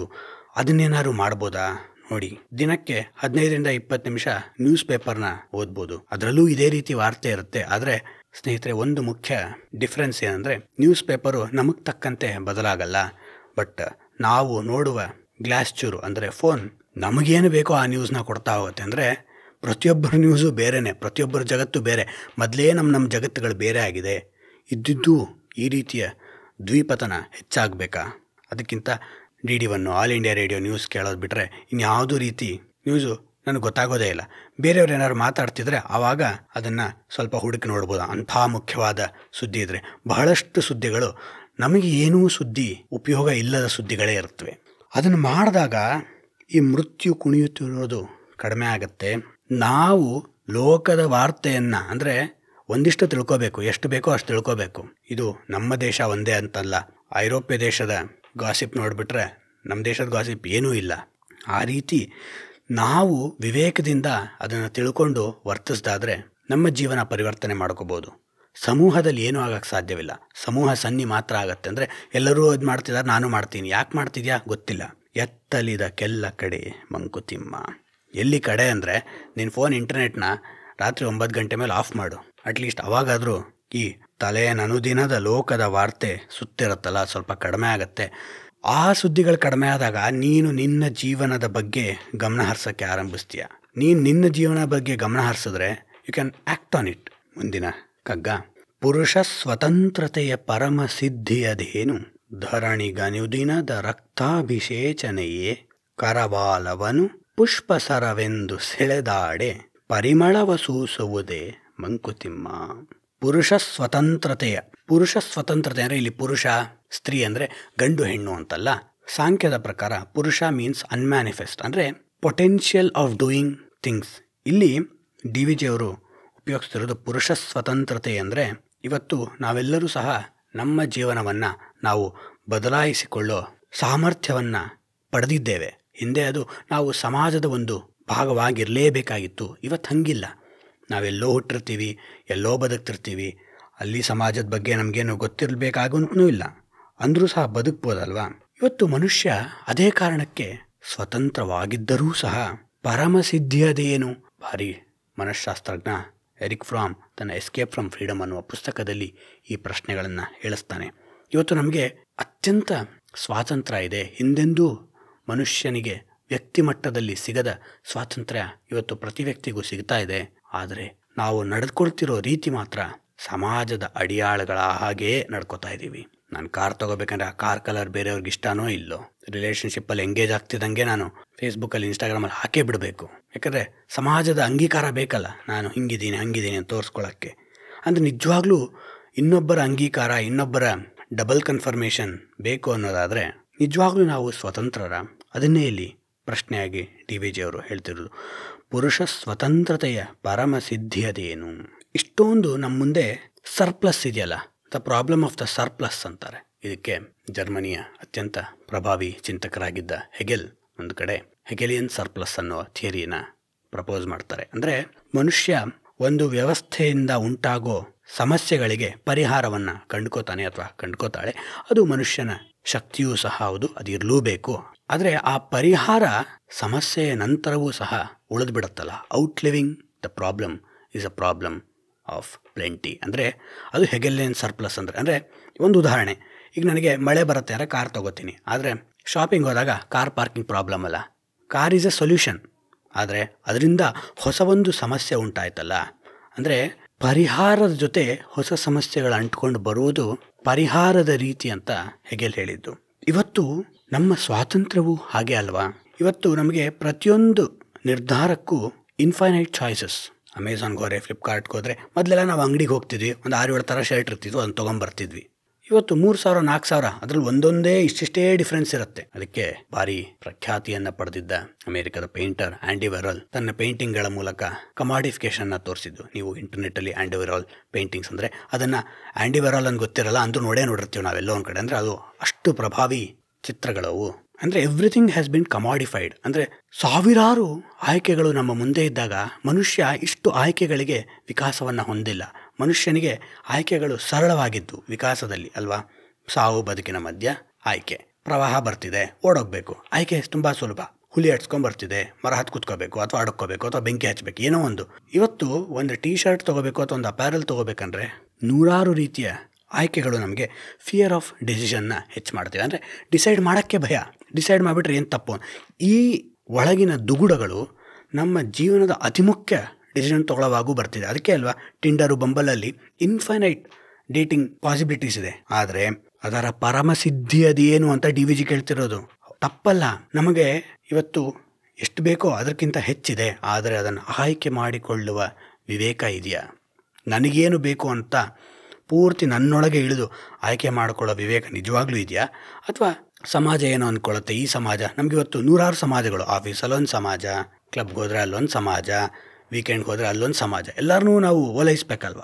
ಯಾರು ಓಲೈಸ್ತಿದ್ರು ಚೆನ್ನಾಗಿ ಬದುಕ್ಬೋದು. ನಿಜ ಹೇಳಬೇಕಂದ್ರೆ ಸ್ನೇಹಿತರೆ, ಯಾರನ್ನೂ ಓಲೈಸ್ದಿದ್ರೇ ನಾವು ಚೆನ್ನಾಗಿ ಬದುಕ್ಬೋದು. ಆದರೆ ನಾವು ಇವತ್ತು ಅತಿಯಾದ ಸ್ವಾತಂತ್ರ್ಯದಿಂದ, ಪುರುಷ ಸ್ವತಂತ್ರತೆಯ ಸಮಸ್ಯೆಯಿಂದ ನಾವು ಅಮೆಝಾನಲ್ಲಿ ಯಾವುದೋ ಒಂದು ಹೋದವರ ಟೇಬಲ್ ತೊಗೋಬೇಕಂದ್ರೆ ಒಂದು 100 ಥರ ಟೇಬಲ್ಗಳು. ನಾ ಇದನ್ನೇ ನೋಡಿದ್ದ ಅಥವಾ ಬೇರೆ ನೋಡಿದ್ದ ಅನ್ನೋದೇ ಮರ್ತು ಹೋಗೋ ಥರ. ಯಾಕಂದ್ರೆ ಒಂದು ಚಿಕ್ಕ ಡಿಫ್ರೆನ್ಸ್ ಇರುತ್ತೆ ಅಷ್ಟೇ. ಮತ್ತು ನಾನು ಸ್ವಲ್ಪ ಬಿಟ್ಟು ಬಂದರೆ ಇನ್ನೊಂದಿಷ್ಟು ನನ್ನ ಮುಂದೆ ಸ್ಕ್ರೀನಲ್ಲಿ ಕಾದ್ಕೊಂಡು ಕೂತಿರುತ್ತೆ. ಅಂದರೆ ಈ ಚಾಯ್ಸಿಂದ ಮನುಷ್ಯ ತುಂಬ ಮುಖ್ಯವಾದಂತಹ ಯಾವುದೇ ಆ್ಯಕ್ಷನ್ನ ತೊಗೊಳಕ್ಕೆ ಟೈಮ್ ಇರಲ್ಲ. ಅದಕ್ಕೆ ನಾವು ಡೂಮ್ ಸ್ಕ್ರೋಲಿಂಗ್ ಫೋನಲ್ಲಿ ಜಾಸ್ತಿ ಹೊತ್ತು ಕೂತ್ಕೊಂಡು ಹುಡುಕ್ತಿರ್ತೀವಿ. ಅದರಿಂದ ಸ್ಕ್ರೀನ್ ಟೈಮ್ ಜಾಸ್ತಿ ಆಗ್ತದೆ. ನಾವೆಲ್ಲ ಇವತ್ತು ಡಿಜಿಟಲ್ ವೆಲ್ಬೀಯಿಂಗ್ ನೋಡಿದ್ರೆ ಗೊತ್ತಾಗುತ್ತೆ, 4-5 ತಾಸು ಫೋನಲ್ಲಿ ಕೂತಿರ್ತೀವಿ. ಅದರಿಂದ ಹಾರ್ಟ್ ಹೆಲ್ತು ಸಮಸ್ಯೆ ಇದೆ ಅಂತ ಇತ್ತೀಚೆಗೆ ಯಾವುದೋ ಒಂದು ಆರ್ಟಿಕಲ್ ಸಹ ಬಂದಿತ್ತು ಸೈಂಟಿಫಿಕ್ ಅಮೇರಿಕನ್ ಅನ್ನುವ ಮ್ಯಾಗ್ಝಿನಲ್ಲಿ. ಅಂದರೆ ಇಷ್ಟೊಂದು ಚೇಂಜಿಂಗ್ ಕಲರ್, ಚೇಂಜಿಂಗ್ ಇಮೇಜರಿಗೆ ಮನುಷ್ಯ ಮೊದಲೇ ಬಾರಿ ವಿಕಾಸದಲ್ಲಿ ಅನುಭವಿಸೋ ಸಂದರ್ಭ ಬಂದಿದೆ. ಅದಕ್ಕೆ ಮೊನ್ನೆ ಜೋನಾಥನ್ ಹೈಟ್ ಒಂದು ಈ ಸ್ಮಾರ್ಟ್ಫೋನ್ ಅಡಿಕ್ಷನ್ ಬಗ್ಗೆನೇ ಒಂದು ಪುಸ್ತಕವನ್ನು ಬರೆದಿದ್ದಾರೆ. ಅವ್ರು ಹೇಳ್ತಿರೋದು, ಇಂದಿನ ಟೀನೇಜರ್ಸ್ ಇದಾರಲ್ಲ, ಸುಮಾರು 13ರಿಂದ 19 ವರ್ಷದ ಯುವ ಜನತೆ, ಅವರು ದಿನಕ್ಕೆ 9 ತಾಸು ಸ್ಮಾರ್ಟ್ಫೋನಲ್ಲಿ ಕಳೀತಿದ್ದಾರೆ ಅಂತ ಡೇಟಾ ಹೇಳ್ತಿದೆಯಂತೆ. ಅದಕ್ಕಿಂತ ಹೆದರಿಕೆಯನ್ನು ಉಂಟು ಮಾಡೋ ಅಂಥ ವಿಷಯ ಅಂದರೆ ಅವರ ಸ್ಕ್ರೀನ್ ಟೈಮು, ಅರ್ಧಕ್ಕರ್ಧ ಸ್ಕ್ರೀನ್ ಟೈಮು ನಿದ್ದೆ ಮಾಡೋ ಸಮಯದಲ್ಲಿದೆ. ಅಂದರೆ ಸುಮಾರು 10 ಗಂಟೆಯಿಂದ ಬೆಳಗ್ಗೆ 7 ಗಂಟೆಗೆ ಹೇಳ್ತಾರೆ. ಅಂದರೆ ಅದ್ರ ಮಧ್ಯ ರಾತ್ರಿ 3 ತಾಸು ಫೋನ್ ನೋಡ್ತಾರಂತೆ. ಬೆಳಗ್ಗೆ 4 ಗಂಟೆಗೆ ಎಚ್ಚರ ಆಗುತ್ತೆ, ಯಾರು ಏನು ಲೈಕ್ ಮಾಡಿದ್ದಾರೆ ಅಂತ ನೋಡ್ತಾ ಕೂತ್ಕೊಂಡು 5-5:30 ಮತ್ತೆ ನಿದ್ದೆ ಬರುತ್ತೆ. ಅಷ್ಟೊತ್ತಿಗೆ ಆಗಬೇಕಾದಷ್ಟು ನಿದ್ದೆ ಆಗಿರಲ್ಲ, ಸ್ಕೂಲಲ್ಲಿ ಫೋಕಸ್ ಮಾಡೋಕ್ಕಾಗ್ತಿಲ್ಲ. ಈ ರೀತಿ ಯಾಕಿಷ್ಟು ವಿಶ್ಲೇಷಣೆಯನ್ನು ಕೊಡಬೇಕಾಯಿತು ಅಂದರೆ ಈ ರೀತಿಯ ಸಮಸ್ಯೆಗಳು ಅವತ್ತಿನಕ್ಕಿಂತ ಇವತ್ತು ಜಾಸ್ತಿ ಆಗಿದೆಯಲ್ಲ. ಅದಕ್ಕೆ ಡಿ ವಿ ಜಿಯವರ ಆ ಪ್ರಶ್ನೆ, ಪುರುಷ ಸ್ವತಂತ್ರತೆಯ ಪರಮ ಸಿದ್ಧಿಯದೇನು ಅನ್ನೋ ಪ್ರಶ್ನೆ ಇವತ್ತಿದ್ದು ಸಮಂಜಸವಾಗತ್ತೆ, ಅನ್ವಯವಾಗತ್ತೆ. ಧರಣಿಗೆ ಅನುದಿನದ ರಕ್ತಾಭಿಷೇಚನೆಯೇ. ಭೂಮಿ ಮೇಲೆ ಪ್ರತಿದಿನಾನೂ ಯಾವುದೋ ಒಂದು ಯುದ್ಧನೇ ಆಗ್ತಿದೆ ಅನ್ನುವ ಭ್ರಾಂತಿಯಲ್ಲಿ ಬದುಕುವಂತೆ ಆಗ್ತಿದೆ. ಕರವಾಲವನು ಪುಷ್ಪ ಸರವೆಂದು ಸೆಳೆದಾಡೆ. ಕರವಾಲ ಅಂದರೆ ಕತ್ತಿ, ಸ್ವೋರ್ಡ್. ಅದನ್ನು ಪುಷ್ಪ ಸರವೆಂದು ಸೆಳೆದಾಡೆ. ಅದೇ ಅಲ್ವಾ ಮೊದಲು ತಾಂತ್ರಿಕತೆ. ಒಂದು ಫೋನ್ ಇರ್ಬೋದು, ಇನ್ಯಾವುದೋ ಒಂದು ಐಪಾಡ್ ಇರ್ಬೋದು, ಅದು ಉಪಯೋಗಕ್ಕೆ ಅಂತ ತೊಗೊಂಡ್ವಿ. ಇವತ್ತು ಇವೇ ಸಮಸ್ಯೆಗಳಾಗ್ಬಿಟ್ಟಿವೆ. ಯಾಕೆ? ಬೀಸು ಕತ್ತಿಯನ್ನು ಪುಷ್ಪ ಸರವೆಂದು ಸೆಳೆದಾಡೆ. ಹೂವಿನ ಹಾರವನ್ನು ಎಷ್ಟು ಆರಾಮಾಗಿ ಹಿಡ್ಕೋತೀವೋ ಆ ರೀತಿ ಗಟ್ಟಿಯಾಗಿ ಹಿಡ್ಕೊಂಡು ಖುಷಿ ಪಟ್ಟರೆ, ಹತ್ರ ಕತ್ತ ಮೇಲೆ ಹಾಕ್ಕೊಂಡ್ರೆ ಅದು ನೋಡ್ರೆ ಆಮೇಲೆ ಗೊತ್ತಾಗುತ್ತೆ ಅದು ಕತ್ತಿ ಆಗಿತ್ತು, ಸ್ವೋರ್ಡ್ ಆಗಿತ್ತು ಅಂತ. ಆ ಪ್ರಾಸೆಸ್ ಪರಿಮಳವ ಸೂಸುವುದೇ ಮಂಕುತಿಮ್ಮ.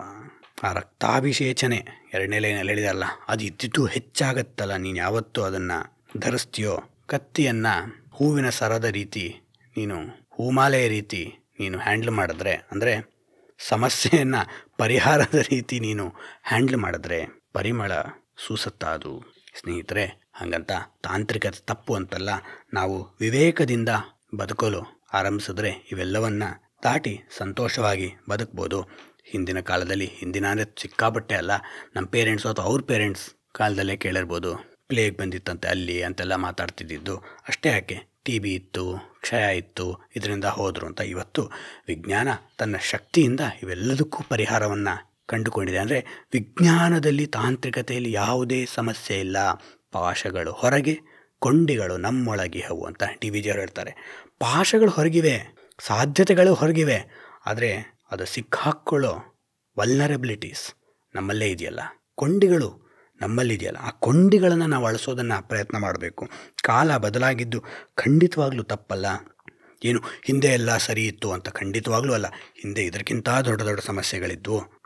ಆದರೆ ಇವತ್ತು ಆ ಸಮಸ್ಯೆಗಳನ್ನು ಮೆಟ್ಟಿ ನಿಂತ ಮನುಷ್ಯ ತಾನೇ ತನ್ನ ಕೃತಿಯಿಂದ, ಆ್ಯಕ್ಷನಿಂದ ಸಮಸ್ಯೆಗಳನ್ನು ಸೃಷ್ಟಿ ಮಾಡ್ಕೋತಿರೋದು ಎಷ್ಟೊಂದು ವಿರೋಧಾಭಾಸ ಅಲ್ಲ. ಸ್ವಾತಂತ್ರ್ಯ ಬೇಕು, ಆದರೆ ವಿವೇಕ ಇರಬೇಕು. ವಿವೇಕವಿಲ್ಲದ ಸ್ವಾತಂತ್ರ್ಯ ಮನುಷ್ಯನನ್ನು ಇನ್ನೂ ಪರತಂತ್ರಕ್ಕೆ, ಇನ್ನೂ ಅಧೀನ ಸಂಸ್ಕೃತಿಗೆ ಒಳಮಾಡುತ್ತೆ. ವಿವೇಕ ಇಲ್ಲದ ಸ್ವಾತಂತ್ರ್ಯ ನಮ್ಮನ್ನು ಒಂದು ಸಣ್ಣ ಕಾರಾಗೃಹದಿಂದ ಬಿಡಿಸಿ ದೊಡ್ಡ ಕಾರಾಗೃಹದಲ್ಲಿ ಇಟ್ಟುಬಿಟ್ಟು, ಇದು ನೀನು ಸ್ವತಂತ್ರ ಅಂತ ಹೇಳ್ದಂಗೆ. ನಿಜವಾಗ್ಲೂ ನೀನು ಓಡಾಡೋಕ್ಕೆ ಟ್ರೈ ಮಾಡಿದಾಗ ಗೊತ್ತಾಗುತ್ತೆ, ನೀನು ಹೊಸದಾಗಿ ಬಂದಿರೋದು ಕಾರಾಗೃಹಕ್ಕೆ ನೋಡೋಕ್ಕೆ ಚೆನ್ನಾಗಿದೆ, ಆದರೆ ಇದಕ್ಕಿಂತ ಸಮಸ್ಯೆಗಳು ಜಾಸ್ತಿ ಇದೆ ಅಂತ. ಮುಂದೆ ಡಿ ವಿ ಜಿಯವರು ಕಂಟಿನ್ಯೂ ಮಾಡ್ತಾರೆ. ಹಳೆಯ ಭಕ್ತಿ ಶ್ರದ್ಧೆ ಅಳಿಸಿ ಹೋಗಿವೆ ಮಾಸಿ, ಸುಳಿದಿಲ್ಲವಾವ ಹೊಸ ದರ್ಶನದ ಹೊಳಪುಂ, ಪಳಗಿದ್ದ ಮನೆ ಬಿದ್ದ ಕುಂಟ ಕುರುಡನ ತೆರದಿ, ಥಳಮಳಿಸುತ್ತಿದೆ ಲೋಕ ಮಂಕುತಿಮ್ಮ. ಕಗ್ಗ ಒಳ್ಳೆ ಹೇಳ್ತಿದ್ರೇ ಸಂಗೀತದ ಅನುಭವ ಆಗತ್ತೆ. ಹಳೆಯ ಭಕ್ತಿ ಶ್ರದ್ಧೆ ಎಳೆಸಿ ಹೋಗಿವೆ ಮಾಸಿ ಅಂದರೆ ಮತ್ತೆ ಇಲ್ಲಿ ವಿಶ್ವಯುದ್ಧಕ್ಕೆ ನಾವು ಹೋಲಿಸಿ ನೋಡಬಹುದು. ಮನುಷ್ಯ ನಂಬಿಕೊಂಡಿದ್ದ ವ್ಯವಸ್ಥೆಗಳು ಪತನವಾಗ್ತಾ ಹೋದವು 20ನೇ ಶತಮಾನದ ಆರಂಭದಲ್ಲಿ. ಇವತ್ತು ಅವು ಪೂರ್ತಿ ಬದಲಾಗುವ ಕಾಲಘಟ್ಟ ಬಂದಿದೆ.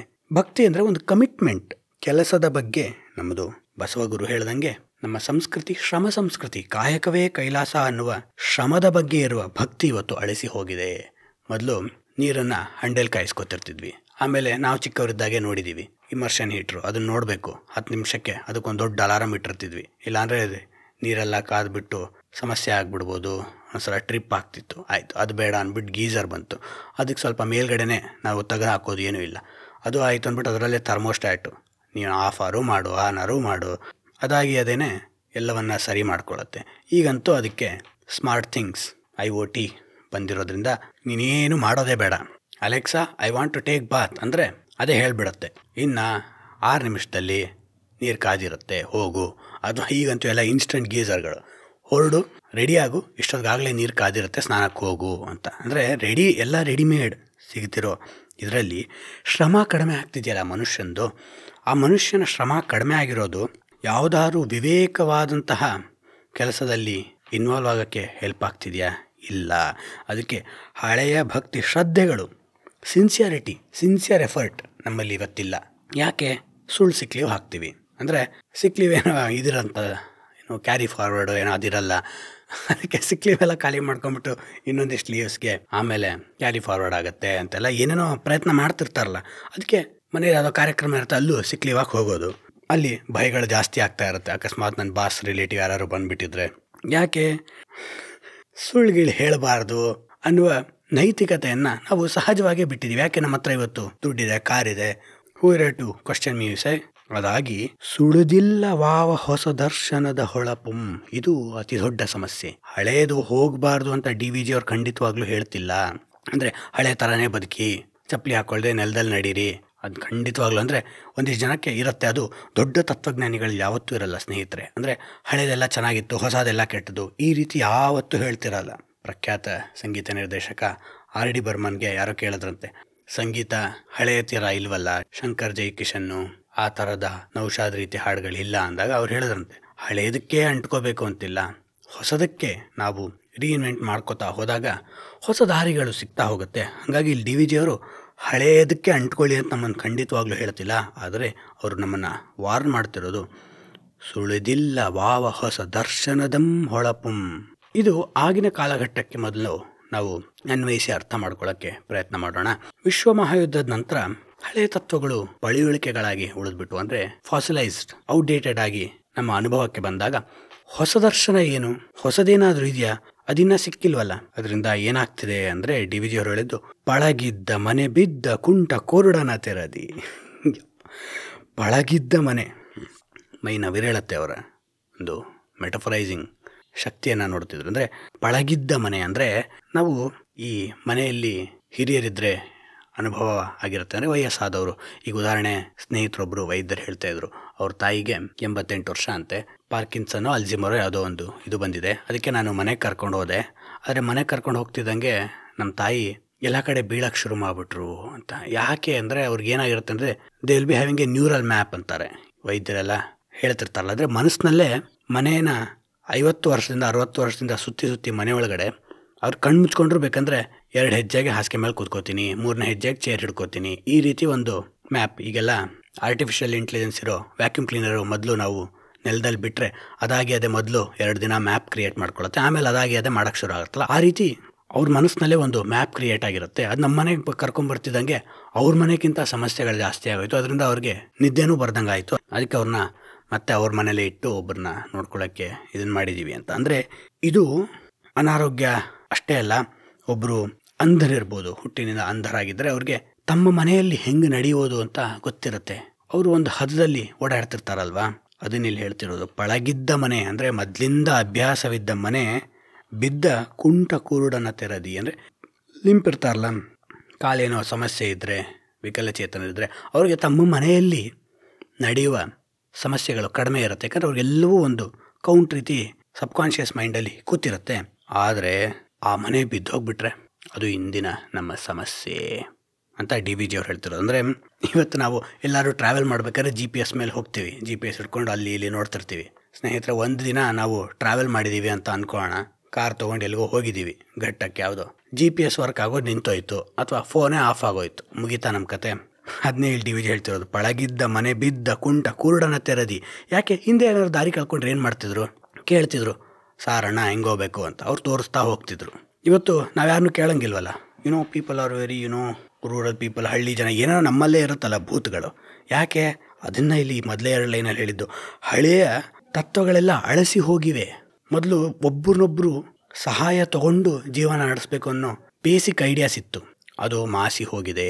ದಾರಿ ಕಳ್ಕೊಂಡ್ರೆ ಇನ್ನೊಬ್ಬರನ್ನ ಕೇಳಬೇಕು ಅನ್ನೋದು ಮರ್ತೋಗಿದೆ. ಗೂಗಲ್ ಮ್ಯಾಪ್ ಹೇಳುತ್ತೆ, ಆ್ಯಪಲ್ ಮ್ಯಾಪ್ ಹೇಳುತ್ತೆ ಅಂತ ನಾವು ತಿಳ್ಕೊಂಡಿದ್ದೀವಿ. ಆದರೆ ನನ್ನ ಫೋನ್ ಆಫ್ ಆಗೋಗಿದೆ. ಸುಳಿದಿಲ್ಲ ವಾವ ಹೊಸ ದರ್ಶನದ ಹೊಳಪು. ಹೊಸದೇನೋ, ನಿನಗೇ ಏನೋ ದಾರಿ ಹುಡುಕೋ ಶಕ್ತಿ ಏನಾದ್ರು ಬಂದಿದೆಯಾ? ಇಲ್ಲ. ಅದರಿಂದ ಏನಾಯಿತು, GPS ವರ್ಕ್ ಆಗದಿರೋ ದಾರಿ ಕಳೆದುಕೊಂಡ ವ್ಯಕ್ತಿಯ ಜೀವನದಂತೆ ನಿನ್ನ ಜೀವನ ಆಗಿದೆ. ಪಳಗಿದ್ದ ಮನೆ ಬಿದ್ದ ಕುಂಟ ಕುರುಡನ ತೆರದಿ, ತಳಮಳಿಸುತ್ತಿದೆ ಲೋಕ ಮಂಕುತಿಮ್ಮ. ಎಷ್ಟೋ ಜನ ಸ್ನೇಹಿತರೆ, ನಾವೆಲ್ಲರೂ ಜೀವನದಲ್ಲಿ ನಾವು ದುಡ್ದ ಅರ್ಧ ದುಡ್ಡನ್ನು ಖರ್ಚು ಮಾಡದೆ ಹೋಗ್ಬಿಡ್ತೀವಿ. ಆದರೂ ಇನ್ನೊಂದಿಷ್ಟು ದುಡಿಯೋಕ್ಕೆ ಪ್ರಯತ್ನ ಮಾಡ್ತಿರ್ತೀವಲ್ಲ, ಅದೆಷ್ಟು ವಿಚಿತ್ರ ಅಲ್ವಾ? ಯಾಕೆ? ತಳಮಳಿಸುತ್ತಿದೆ ಲೋಕ. ಅವ್ರು ಹಂಗಿದ್ದಾರೆ, ನಾನು ಹಂಗೆ ಇರಬೇಕು. ಅವ್ರ ಮನೆ ಬಾಲ್ಕನಿಗೆ ಗ್ಲಾಸ್ ಕೇಸಿಂಗ್ ಮಾಡಿಸಿದ್ದಾರೆ, ನಾನು ಅದಕ್ಕಿಂತ ಚೆನ್ನಾಗಿರೋದು ಮಾಡಿಸ್ಬಿಡ್ಬೇಕು. ಇಲ್ಲಿ ಮತ್ತೆ ನಮ್ಮನ್ನು ಪ್ರಶ್ನೆಗೆ ಪ್ರೇರೇಪಿಸ್ತಿದೆ DVG ಅವ್ರ ಕಗ್ಗ. ಮೊನ್ನೆ ನಮ್ಮ ಸ್ನೇಹಿತರ ಜೊತೆನೂ ಮಾತಾಡ್ತಿದ್ವಿ ಎಲ್ಲರೂ ಸೇರಿಕೊಂಡು. ನಾವೆಲ್ಲ ಮೊದಲು ಸ್ಕೂಲ್ಗೆ ಹೋಗ್ತಿದ್ದಾಗ ಚಪ್ಪಲಿ ಎಲ್ಲ ಸಂಡೆ ಕಿತ್ತೋಗ್ತಿದ್ವಿ ಯಾವುದೋ ಕಾರ್ಯಕ್ರಮಕ್ಕೆ ಹೋದಾಗ. ಯಾಕಂದ್ರೆ ಚಪ್ಪಲಿ ಉಪಯೋಗಿಸ್ತಿದ್ದು ಕಡಿಮೆ, ಸ್ಕೂಲು ಡೇಸಲ್ಲೆಲ್ಲ ಶೂಸ್ ಉಪಯೋಗಿಸ್ತಿದ್ವಿ. ಆದರೆ ಸಂಡೇ ಚಪ್ಪಲಿ ಕಿತ್ತತ್ತೆ ನಮ್ಗೆ ಗೊತ್ತಿರ್ತಿರ್ಲಿಲ್ಲ. ಎಷ್ಟೋ ದಿನ ಆದಮೇಲೆ 1 ವರ್ಷನೋ 6 ತಿಂಗಳಿಗೋ ಚಪ್ಪಲಿ ಕಿತ್ತಿತ್ತು, ಅಥವಾ ಇನ್ನೂ ಬೇಗನೆ ಕಿತ್ತಿತ್ತು. ಹವಾಯಿ ಚಪ್ಪಲಿ ಆಗಿರೋ ಪಿನ್ ಹಾಕ್ಕೊಂಡು ಹೋಗ್ತಿದ್ವಿ. ಇಲ್ಲ ಊಟ ಆಗಲಿ ತಡಿ ಕಾರ್ಯಕ್ರಮದ್ದು, ಆಮೇಲೆ ಚಪ್ಪಲಿ ಹೊಲಿಯೋರ್ನ ಹುಡ್ಕೊಂಡು ಹೋಗೋಣ ಅಂತ ಹೊಲಿಸ್ಕೋತಿದ್ವಿ ಕಷ್ಟಪಟ್ಟು. ಈಗ ಸ್ನೇಹಿತರೆ, ನಮ್ಮ ಹತ್ರ ಇರೋ ಯಾವುದೇ ಒಳ್ಳೆಯ ಬ್ರ್ಯಾಂಡ್ನ ಚಪ್ಪಲಿಗಳು ಹರಿಯೋದೇ ಇಲ್ಲ. ಆ ಹರಿಯೋಕ್ಕಿಂತ ಮೊದಲೇ 3-4 ಚಪ್ಪಲಿ ಶೂಗಳು ನಮ್ಮ ಹತ್ರ ಬಂದಿರುತ್ತೆ. ಇಷ್ಟು ಕಂಫರ್ಟ್ ಇರೋದ್ರಿಂದ ನಾವು ಸಂತೋಷವಾಗಿದ್ದೀವ? ಅದನ್ನು ಇಲ್ಲಿ ಡಿ ವಿ ಜಿ ಅವ್ರು ಪ್ರಶ್ನೆ ಮಾಡ್ತಿರೋದು. ಹಳೆಯ ಸಮಸ್ಯೆಗಳು ಮುಗಿದಿವೆ, ಹೊಸ ಪರಿಹಾರಗಳು ಸಮಸ್ಯೆಗಳಾಗಿವೆ. ಅದರಿಂದ ನಾವೊಂದು ರೀತಿ ನಾವೇ ಕುರುಡರು, ನಾವೇ ಕುಂಟರು. ನಿಜವಾದ ವಿಕಲಚೇತನರಿಗಿಂತ ನಾವೇ ಅಂಧರು, ಕುಂಟರು. ಯಾಕೆ? ವಿವೇಕ ಇಲ್ಲದ ಕುರುಡರಾಗಿದ್ದೀವಲ್ಲ ನಾವು. ಇಚ್ಛಾಶಕ್ತಿಯನ್ನು ಕಳೆದುಕೊಂಡ ಲಿಂಪ್ ಕುಂಟರಾಗಿದ್ದೇವಲ್ಲ. ಅಂದರೆ ಯಾವುದೇ ಒಂದು ಕೆಲಸವನ್ನು ಮಾಡಬೇಕಂದ್ರೆ ಅದರಲ್ಲಿ ಒಂದು 20 ಸಲ ಫೋನ್ನ ಸ್ಕ್ರಾಲ್ ಮಾಡ್ತೇವಲ್ಲ. ಅದರಿಂದ ತಳಮಳಿಸುತ್ತಿದೆ ಲೋಕ ಮಂಕುತಿಮ್ಮ. ಇಲ್ಲಿ ಡಿ ವಿ ಜಿ ಅವರು ನಮ್ಮನ್ನು ನಿಮ್ಮ ಜೀವನದ ಪರಿಸ್ಥಿತಿಯನ್ನು ಗಮನಿಸಿ ಅಂತ ಹೇಳ್ತಿದ್ದಾರೆ. ಹೊನ್ನೆಂದು ಜಗದಿ ನೀ ಕೈಗೆ ಕೊಂಡುದನು ವಿಧಿ ಮಣ್ಣೆನುವನ್, ಅವನವರ ಮಣ್ಣೆನುವೆ ನೀನು. ಭಿನ್ನ ಮಿಂತಿರೆ ವಸ್ತು ಮೌಲ್ಯಗಳ ಗಣನೆಯೀ ಪಣ್ಯಕ್ಕೆ ಗತಿಯಂತೋ ಮಂಕುತಿಮ್ಮ. ಈ ಕಗ್ಗದಲ್ಲಿ ಹಿಂದೆ ಇಳಿಸಿದ ಪ್ರಶ್ನೆಗಳನ್ನು ಇನ್ನೊಂದಿಷ್ಟು ಆಳವಾಗಿ ಪರಾಮರ್ಶೆಯನ್ನು ಮಾಡ್ತಿದ್ದಾರೆ. ಹೊನ್ನೆಂದು ಜಗದಿನಿ ಕೈಗೆ ಕೊಂಡುದನು ವಿಧಿ ಮಣ್ಣೆನುವನ್. ಈ ಹೊನ್ನು ಮಣ್ಣು ಅನ್ನುವ ಡಯಲೆಕ್ಟ್, ದ್ವಿವಿಧ ರೀತಿಯ ಉಪಮೆಗಳನ್ನು, ಉದಾಹರಣೆಗಳನ್ನು ತತ್ವ ಪರಂಪರೆಯಲ್ಲಿ ಎಷ್ಟೋ ತತ್ವಜ್ಞಾನಿಗಳು ಉಪಯೋಗಿಸ್ತಾನೂ ಇದ್ದಾರೆ. ಜಿ ಎಸ್ ಶಿವರುದ್ರಪ್ಪನವರು ವೇದಾಂತಿ ಹೇಳಿದನು ಹೊನ್ನೆಲ್ಲ ಮಣ್ಣು ಮಣ್ಣು, ಕವಿಯೊಬ್ಬ ಹಾಡಿದನು ಮಣ್ಣೆಲ್ಲ ಹೊನ್ನು ಹೊನ್ನು. ಅದೇ ಒಂದು ಚಿತ್ರಣವನ್ನು ಇಲ್ಲಿ ಕಟ್ಟಿಕೊಡ್ತಿದ್ದಾರೆ ಡಿ ವಿ ಜಿಯವರು. ಹೊನ್ನೆಂದು ಜಗದಿನಿ ಕೈಗೆ ಕೊಂಡುದನು, ನೀ ಏನೋ ಒಂದು ಅದ್ಭುತವಾಗಿರುತ್ತೆ ಅನುಭವ ಅಂತ ನೀನು ತೆಗೆದುಕೊಂಡಿದ್ದನ್ನು, ಸಾಧ್ಯತೆಗಳು, ವಿಶ್ವದ ಸಾಧ್ಯತೆಗಳು ಎಷ್ಟೊಂದು ನಮಗೆ ಗೊತ್ತಿಲ್ವಲ್ಲ. ನಮ್ಮ ಕೈ ಮೀರಿ ಎಷ್ಟೋ ಸಾಧ್ಯತೆಗಳಿರುತ್ತೆ. ಹಿಂದೆ ಹೇಳಿದಾಗೆ ಎಲ್ಲೋ ರಿಸೆಷನ್ ಬರುತ್ತೆ, ಎಲ್ಲೋ ವಾರ್ ಬರುತ್ತೆ, ಅದರಿಂದ ಯಾರಿಗೋ ಸಮಸ್ಯೆ ಆಗುತ್ತೆ, ಇನ್ಯಾರಿಗೋ ಉಪಯೋಗ ಆಗುತ್ತೆ. ಜೋಸೆಫ್ ಎಲ್ಲರ್ನ ಜಗತ್ಶ್ರೇಷ್ಠ ಕಾದಂಬರಿ ಕ್ಯಾಚ್ 22ನಲ್ಲಿ ಅದೇ ರೀತಿ ಯುದ್ಧ ನಡೀತಿರುತ್ತೆ. ಅದು ವಿಶ್ವಯುದ್ಧದ ಬಗ್ಗೆ ಇರೋದು ಕಾದಂಬರಿ. One of the greatest anti war novels ಅಂತಾರೆ. ಅದರಲ್ಲಿ ಯುದ್ಧ ಆಗ್ತಿದ್ರೆ, ಯುದ್ಧದಲ್ಲಿ ತನ್ನ ದೇಶದ ಸೈನಿಕರೇ ಸಾಯ್ತಿದ್ರೆ ಒಂದಿಷ್ಟು ಜನ ಬಿಸ್ನೆಸ್ ಮನ್ಗಳಿಗೆ ಖುಷಿ ಆಗ್ತಿರುತ್ತೆ. ಯಾಕೆ?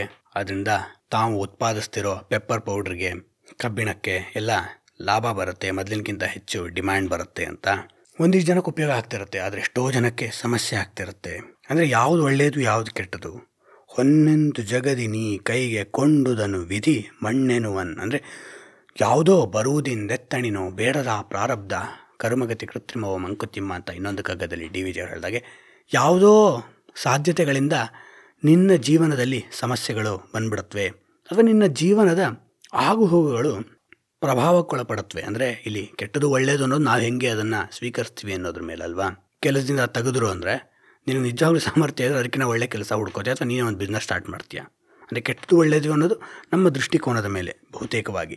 ಆದರೆ ಹೊನ್ನೆಂದು ಜಗದಿನಿ ಕೈಗೆ ಕೊಂಡುದನು ವಿಧಿ ಮಣ್ಣೆನುವ, ನೀ ಏನೋ ಒಳ್ಳೆಯದು ಅಂದ್ಕೊಂಡಿರ್ತೀಯ, ಅದು ಕೆಟ್ಟದಾಗತ್ತೆ. ಒಳ್ಳೆ ಕಂಪ್ನಿಯಲ್ಲಿ ಕೆಲಸ ಸಿಕ್ತು ಅಂದರೆ ಖುಷಿ ಪಡ್ತೀವಿ, ಇನ್ಸ್ಟಾಗ್ರಾಮು ಲಿಂಕ್ಡ್ಇನಲ್ಲಿ ಹಾಕ್ಕೋತೀವಿ ಸ್ಟಾರ್ಟಿಂಗ್ ಹಿಯರ್ ಸ್ಟಾರ್ಟಿಂಗ್ ದೇರ್ ಅಂತ. ಆದರೆ ಅಲ್ಲಿರೋ ಸ್ಟ್ರೆಸ್ ಮ್ಯಾನೇಜ್ ಮಾಡೋಕ್ಕಾಗದೆ 2 ತಿಂಗಳಿಗೆ ಕೆಲಸ ಬಿಟ್ಬಿಡ್ತೀವಿ. ಇದು ಒಂದು ಕೆಲಸದಷ್ಟೇ ಅಲ್ಲ, ಯಾವುದೋ ಒಂದು ಹೇಳಿರ್ತಾರೆ, ಈ share blue chip fund sir, ಇದರಲ್ಲಿ ಇನ್ವೆಸ್ಟ್ ಮಾಡಿ, ಇದು ಯಾವುದೇ ಏನಾದರೂ ಬೀಳಲ್ಲ ಅಂತ. ಅದೇ ಬಿದ್ದೋಗುತ್ತೆ. ಯಾವುದೂ ಹಿಂಗೆ ಹೀಗೆ ಅಂತ ಹೇಳೋಕ್ಕಾಗಲ್ವಲ್ಲ. ಇಲ್ಲಿ ರಿಯಲ್ ಎಸ್ಟೇಟಲ್ಲಿ ಇನ್ವೆಸ್ಟ್ ಮಾಡಿ ಸರ್, ಏರ್ಪೋರ್ಟ್ಗೆ ಹತ್ರ ರೆವೆನ್ಯೂ ಸೈಟ್ ಏನಾಗಲ್ಲ, ಆಮೇಲೆ ಏನೋ ಬಿ ಖಾತಾ ಎ ಖಾತಾ ಏನೋ ಆಗುತ್ತೆ, ಏನೇನೋ ಹೇಳಿರ್ತಾರೆ. ಅದು ನೋಡೋರು ಆಮೇಲೆ ಲಿಟಿಗೇಷನ್ ಇಬ್ಬರಿಗೆ ಮಾರಿರ್ತಾರೆ. ಜೀವನದಲ್ಲಿ ಸ್ನೇಹಿತರೆ ಇದೇ ರೀತಿ ನಾವು ಎಷ್ಟೊಂದು ಸಮಸ್ಯೆಗಳಿಗೆ ಒಳಪಡ್ತೇವಲ್ವ. ಹೊನ್ನೆಂದು ಜಗದಿನಿ ಕೈಗೆ ಕೊಂಡುದನು ವಿಧಿ, ಜೀವನದ ಸಾಧ್ಯತೆಗಳು ಮಣ್ಣಿನ ರೀತಿ ಪರಿವರ್ತನೆಯನ್ನು ಮಾಡಿಬಿಡತ್ವಲ್ಲ. ಇವತ್ತು ರಿಲೇಷನ್ಶಿಪ್ ಇಶ್ಯೂಸ್, ಡೇಟಿಂಗ್ ಇಶ್ಯೂಸ್ ಎಲ್ಲ ಕಾರಣ ಆಗ್ತಿರೋದು ಇದೇ ಒಂದು ಸಾಧ್ಯತೆ ಅಲ್ವಾ. ಏನೋ ಒಂದು ಹೀಗೆ ಈ ವ್ಯಕ್ತಿ ಅಂತ ದಾಂಪತ್ಯದಲ್ಲಿ ರಿಲೇಷನ್ಶಿಪ್ಪಲ್ಲಿ ನಾವು ಕಮಿಟ್ ಆಗ್ತೀವಿ, ಆಮೇಲೆ ನೋಡಿದ್ರೆ ಅದು ಇನ್ನೊಂದಾಗಿರುತ್ತೆ. ವ್ಯಕ್ತಿಯ ಸಮಸ್ಯೆನ ಬಹುತೇಕವಾಗಿ ನಮ್ಮಲ್ಲೂ ಅಷ್ಟೇ ಆ ಸಮಸ್ಯೆಗೆ ಕಾರಣವಿರುತ್ತೆ. ಆದರೆ ಇಲ್ಲಿ ಈ ಸಾಧ್ಯತೆಗಳು ಎಲ್ಲ ರೀತಿಯೂ ನಡಿಬೋದು. ಅಂದರೆ ಕೇವಲ ಒಳ್ಳೆಯದು ಅಂದ್ಕೊಂಡಿದ್ದು ಕೆಟ್ಟದಾಗ್ಬಿಡೋ ಸಾಧ್ಯತೆ ಅಷ್ಟೇ ಅಲ್ಲ, ಒಂದ್ಸಲ ಕೆಟ್ಟದು ಅಂದ್ಕೊಂಡಿರ್ತೀಯ, ಅದು ನಿಂಗೆ ಒಳ್ಳೆಯದೂ ಆಗಬಹುದು. ಅವನವರ ಮಣ್ಣೆನುವೆ ನೀನು. ಅವನು ಅಂತ ಹೇಳ್ತಾರೆ. ಯಾರಿವನು? ಇಲ್ಲಿ ವ್ಯವಸ್ಥೆಯ ಸಾಧ್ಯತೆಗಳನ್ನು ಆಂಥ್ರೋಪೋಮಾರ್ಫಿಂಗ್ ಅಂತಾರೆ. ಅದಕ್ಕೆ ಆಂಥ್ರೋಪೋಮಾರ್ಫಿಂಗ್ ಅಂದರೆ ಮನುಷ್ಯೀಕೃತಗೊಳಿಸೋದು. ಮನುಷ್ಯನಿಗೆ ಇದು ಮೊದಲಿನಿಂದ ಬಂದಿರೋ ಒಂದು ರೂಢಿ. ಅಂದರೆ ಕಾಣದ ಒಂದು ಯಾವುದೋ ಸಾಧ್ಯತೆಗೆ, ಈಗ ಮೋಡ ಬಂತು ಅಂದರೆ, ಬಿರುಗಾಳಿ ಬಂತು ಅಂದರೆ ಬಿರುಗಾಳಿ ಯಾಕೋ ನಮ್ಮ ಮೇಲೆ ಸಿಟ್ಟು ಮಾಡ್ಕೊಂಡಿದೆ, ಹೀಗೆಲ್ಲ ಅನ್ಕೋತಿರ್ತೀವಿ. ಆದರೆ ಅದು ಸರಿನೂ ಅಲ್ಲ, ತಪ್ಪು ಅಲ್ಲ. ಮನುಷ್ಯನ ಪ್ರಕೃತಿ ಅದ್ರ ಜೊತೆನೇ ಬೆಳೆದಿದೆ. ಅಂದರೆ ಆಂಥ್ರೋಪೋಮಾರ್ಫಿಂಗ್ ಅಂದರೆ ಮನುಷ್ಯನ ರೀತಿ ನಾವು ಜಗತ್ತನ್ನು ನೋಡ್ತಾ ಹೋಗ್ತೀವಿ. ಅದೇ ರೀತಿ ಇಲ್ಲಿ ಡಿ.ವಿ.ಜಿ. ಅವರು ಬ್ರಹ್ಮಾಂಡದ ಸಾಧ್ಯತೆಗಳಿಗೆ ಅವನು ಅಂತಿದ್ದಾರೆ. ಅಂದರೆ making inanimate into N animate. ಇದು ನಾವು ಕಾರ್ಟೂನ್ಗಳಲ್ಲಿ ಟಾಮ್ ಆ್ಯಂಡ್ ಜೆರಿ ಎಲ್ಲ ನೋಡಿರ್ತೀವಿ. ಯಾವುದಾದ್ರೂ ಬೆಕ್ಕು ಯಾವುದಾದ್ರೂ ಇಲಿನ ಅಷ್ಟೆಲ್ಲ ಪ್ಲ್ಯಾನ್ ಮಾಡಿ ಹಿಡಿಯೋಕ್ಕೆ ಟ್ರೈ ಮಾಡ್ತಿರುತ್ತಾ, ಅಥವಾ ಡೊನಾಲ್ಡ್ ಡಕ್ಕು, ಮಿಕ್ಕಿ ಮೌಸು. ಅಂದರೆ ಅಲ್ಲೂ ಅಷ್ಟೇ ಮನುಷ್ಯನ ಸಂವೇದನೆಗಳನ್ನು, ಗುಣಗಳನ್ನು ಪ್ರಾಣಿಗೆ, ವ್ಯವಸ್ಥೆಗೆ, ವಸ್ತುಗಳಿಗೆ ಆರೋಪವನ್ನು ಮಾಡುವುದು. ಅಂದರೆ ಆಹ್ವಾನಿಸಿ ಕಥೆಯನ್ನು ಊಹಿಸಿಕೊಂಡು ಯಾವುದೋ ಒಂದು ವಿಷಯವನ್ನು ಹೇಳೋಕ್ಕೆ ಪ್ರಯತ್ನ ಮಾಡ್ತಿರೋದು. ಇದು ಫೇರಿ ಟೇಲ್ಸಲ್ಲೂ ಕಾಣುತ್ತೆ ಅಲ್ವಾ. ಒಂದು ಕುತಂತ್ರಿ ನರಿ ಇತ್ತು ಅಂದರೆ ಜಗತ್ತಿನಲ್ಲಿ ಯಾವುದಾದ್ರೂ ಒಂದು ಕುತಂತ್ರಿ ನರಿ ಅಂತ ಇರೋದಿಲ್ಲ. ಮನುಷ್ಯನ ಕುತಂತ್ರವನ್ನು ಅದಕ್ಕೆ ಆರೋಪವನ್ನು ಮಾಡಿ, ಅಂದರೆ ಅದರ ಮೇಲೆ ಹೊರಿಸಿ, ಅದಕ್ಕೆ ಎಂಬಾಡಿ ಮಾಡಿ ಅಥವಾ ಇಂಪರ್ಸನೇಟ್ ಮಾಡಿ ನಾವು ಕಥೆಯನ್ನು ಹೇಳೋಕ್ಕೆ ಪ್ರಯತ್ನಿಸ್ತೀವಿ. ಇದನ್ನು ಪ್ರಖ್ಯಾತ ಯುಂಗಿಯನ್ ಮನಃಶಾಸ್ತ್ರಜ್ಞೆ ಮೇರಿ ಲೂಯಿಸ್ ವಾನ್ ಫ್ರಾಂಗ್ಸ್ ಅನ್ನುವ ಜರ್ಮನಿಯ ಚಿಂತಕಿ ಹೇಳಿದರು. ಅಂದರೆ ನಾವು ಈ ಫೇರಿ ಟೇಲ್ಸ್ನ ಕಟ್ತೇವಲ್ಲ, ಅದರಲ್ಲಿ ಒಂದು ಮುಗ್ಧ ಮೊಲ ಇತ್ತು. ಯಾವುದಾದ್ರೂ ಮುಗ್ಧ ಮೊಲ, ಕೆಟ್ಟ ಮೊಲ ಅಂತಿರುತ್ತಾ? ಮನುಷ್ಯನೆಲ್ಲವೆಲ್ಲ ಇರುತ್ತಲ್ಲ, ಮನುಷ್ಯನ ಗುಣಗಳನ್ನು ಮೊಲದಲ್ಲಿ ನಾವು ಕಾಣ್ತೀವಿ.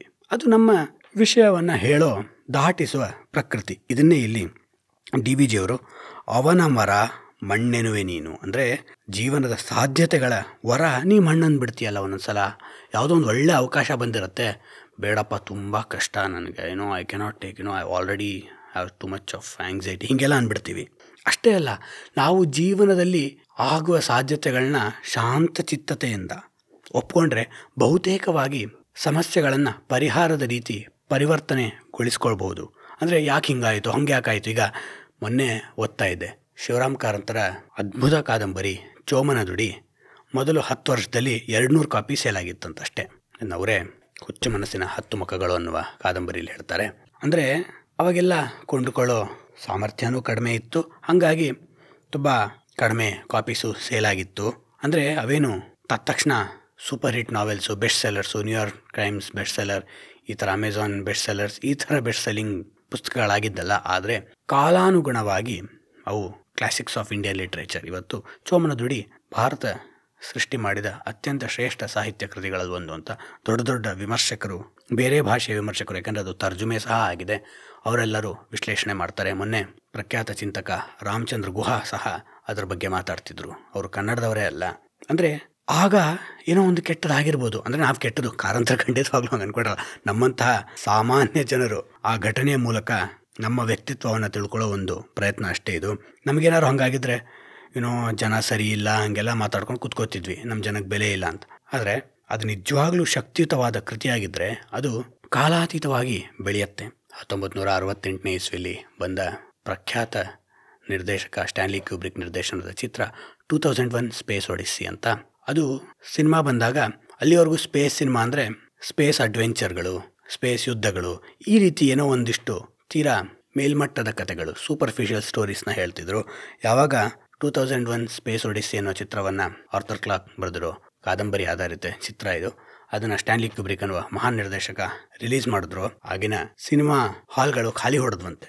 ಇದೊಂದು ಸಿನಿಮಾನೇ ಅಲ್ಲ ಅಂತ. ಯಾಕಂದರೆ ಅವರು ಬಾಹ್ಯಾಕಾಶದ ಚಿತ್ರದ ಮೂಲಕ, ಆ ವಸ್ತುವಿನ ಮೂಲಕ ಮನುಷ್ಯನ ಆಧ್ಯಾತ್ಮವನ್ನು, ಹುಟ್ಟು ಸಾವು, ಸಾವುಗಳ ನಂತರದ ಪ್ರಶ್ನೆಗಳು, ಈ ವಸ್ತುವನ್ನು ಹ್ಯಾಂಡಲ್ ಮಾಡಿದರು. ಆಗ ಸಿನಿಮಾ ಇದೇನು ಚೆನ್ನಾಗಿ ಓಡಲ್ಲ. ಅಷ್ಟೇ ಯಾಕೆ, ಶೋಲೆ ಸಿನಿಮಾ ಬಂದಾಗೂ ಸಹ ಮೊದಲು ಖಾಲಿ ಹೊಡಿತಿತ್ತಂತೆ, ಆಮೇಲೆ ಓಡ್ತಂತೆ. ಇದನ್ನೆಲ್ಲ ಯಾಕೆ ಹೇಳ್ತೀನಿ ಅಂದರೆ, ಅವನವರ ಮಣ್ಣೆನುವೆ ನೀನು. ಶಾಂತವಾಗಿದ್ದರೆ ಸಮಸ್ಯೆಗಳೇ ಒಂದು ದೊಡ್ಡ ಪರಿಹಾರವಾಗಬಹುದಲ್ವ. ಶಾಂತವಾಗಿ ನಾವು ಯೋಚಿಸೋಕ್ಕೆ ಸಾಧ್ಯವಿದ್ದರೆ. ಭಿನ್ನ ಮಿಂತಿರೆ ವಸ್ತು ಮೌಲ್ಯಗಳ ಗಣನೆಯೇ ಪಣ್ಯಕ್ಕೆ ಗತಿಯಂತೋ ಮಂಕುತಿಮ್ಮ. ಅಂದರೆ ಭಿನ್ನ ಮಿಂತಿರೆ, ನಾವಂದುಕೊಂಡಿದ್ದಕ್ಕಿಂತ ವಸ್ತು, ಸಂದರ್ಭಗಳು, ವ್ಯಕ್ತಿಗಳ ಮೌಲ್ಯಗಳು ಬೇರೆ ಇರುತ್ತೆ, ಭಿನ್ನವಾಗಿರುತ್ತೆ. ನೀ ಅಂದ್ಕೊಂಡಂಗೆ ಜಗತ್ತಿರಲ್ವಲ್ಲ. ನೀನು ನಿನ್ನ ದೃಷ್ಟಿಕೋನ, ನಿನ್ನ ಸ್ಕ್ರ್ಯಾಚ್ ಆಗಿರೋ ಅಹಂಕಾರ ಎನ್ನುವ ಭೂತ ಕನ್ನಡಿ ಇದೆಯಲ್ಲ ನಿಂದು, ಅಥವಾ ಮಾಸಿ ಹೋಗಿರೋ ಅಹಂಕಾರ ಅನ್ನುವ ಭೂತ ಕನ್ನಡಿಯ ಮೂಲಕ ಜಗತ್ತು ನೋಡ್ತಿರ್ತೀಯ. ಅದಕ್ಕೆ ನಿನಗೆ ಇರುವ ವಸ್ತುಸ್ಥಿತಿಗಿಂತ ಬೇರೆ ಅನುಭವ ಆಗ್ತಿರುತ್ತೆ. ಪಣ್ಯಕ್ಕೆ ಗತಿಯಂತೂ ಮಂಕುತಿಮ್ಮ. ಪಣ್ಯ ಅಂದರೆ ವ್ಯಾಪಾರ ಅಥವಾ ಟ್ರಾನ್ಸಾಕ್ಷನ್.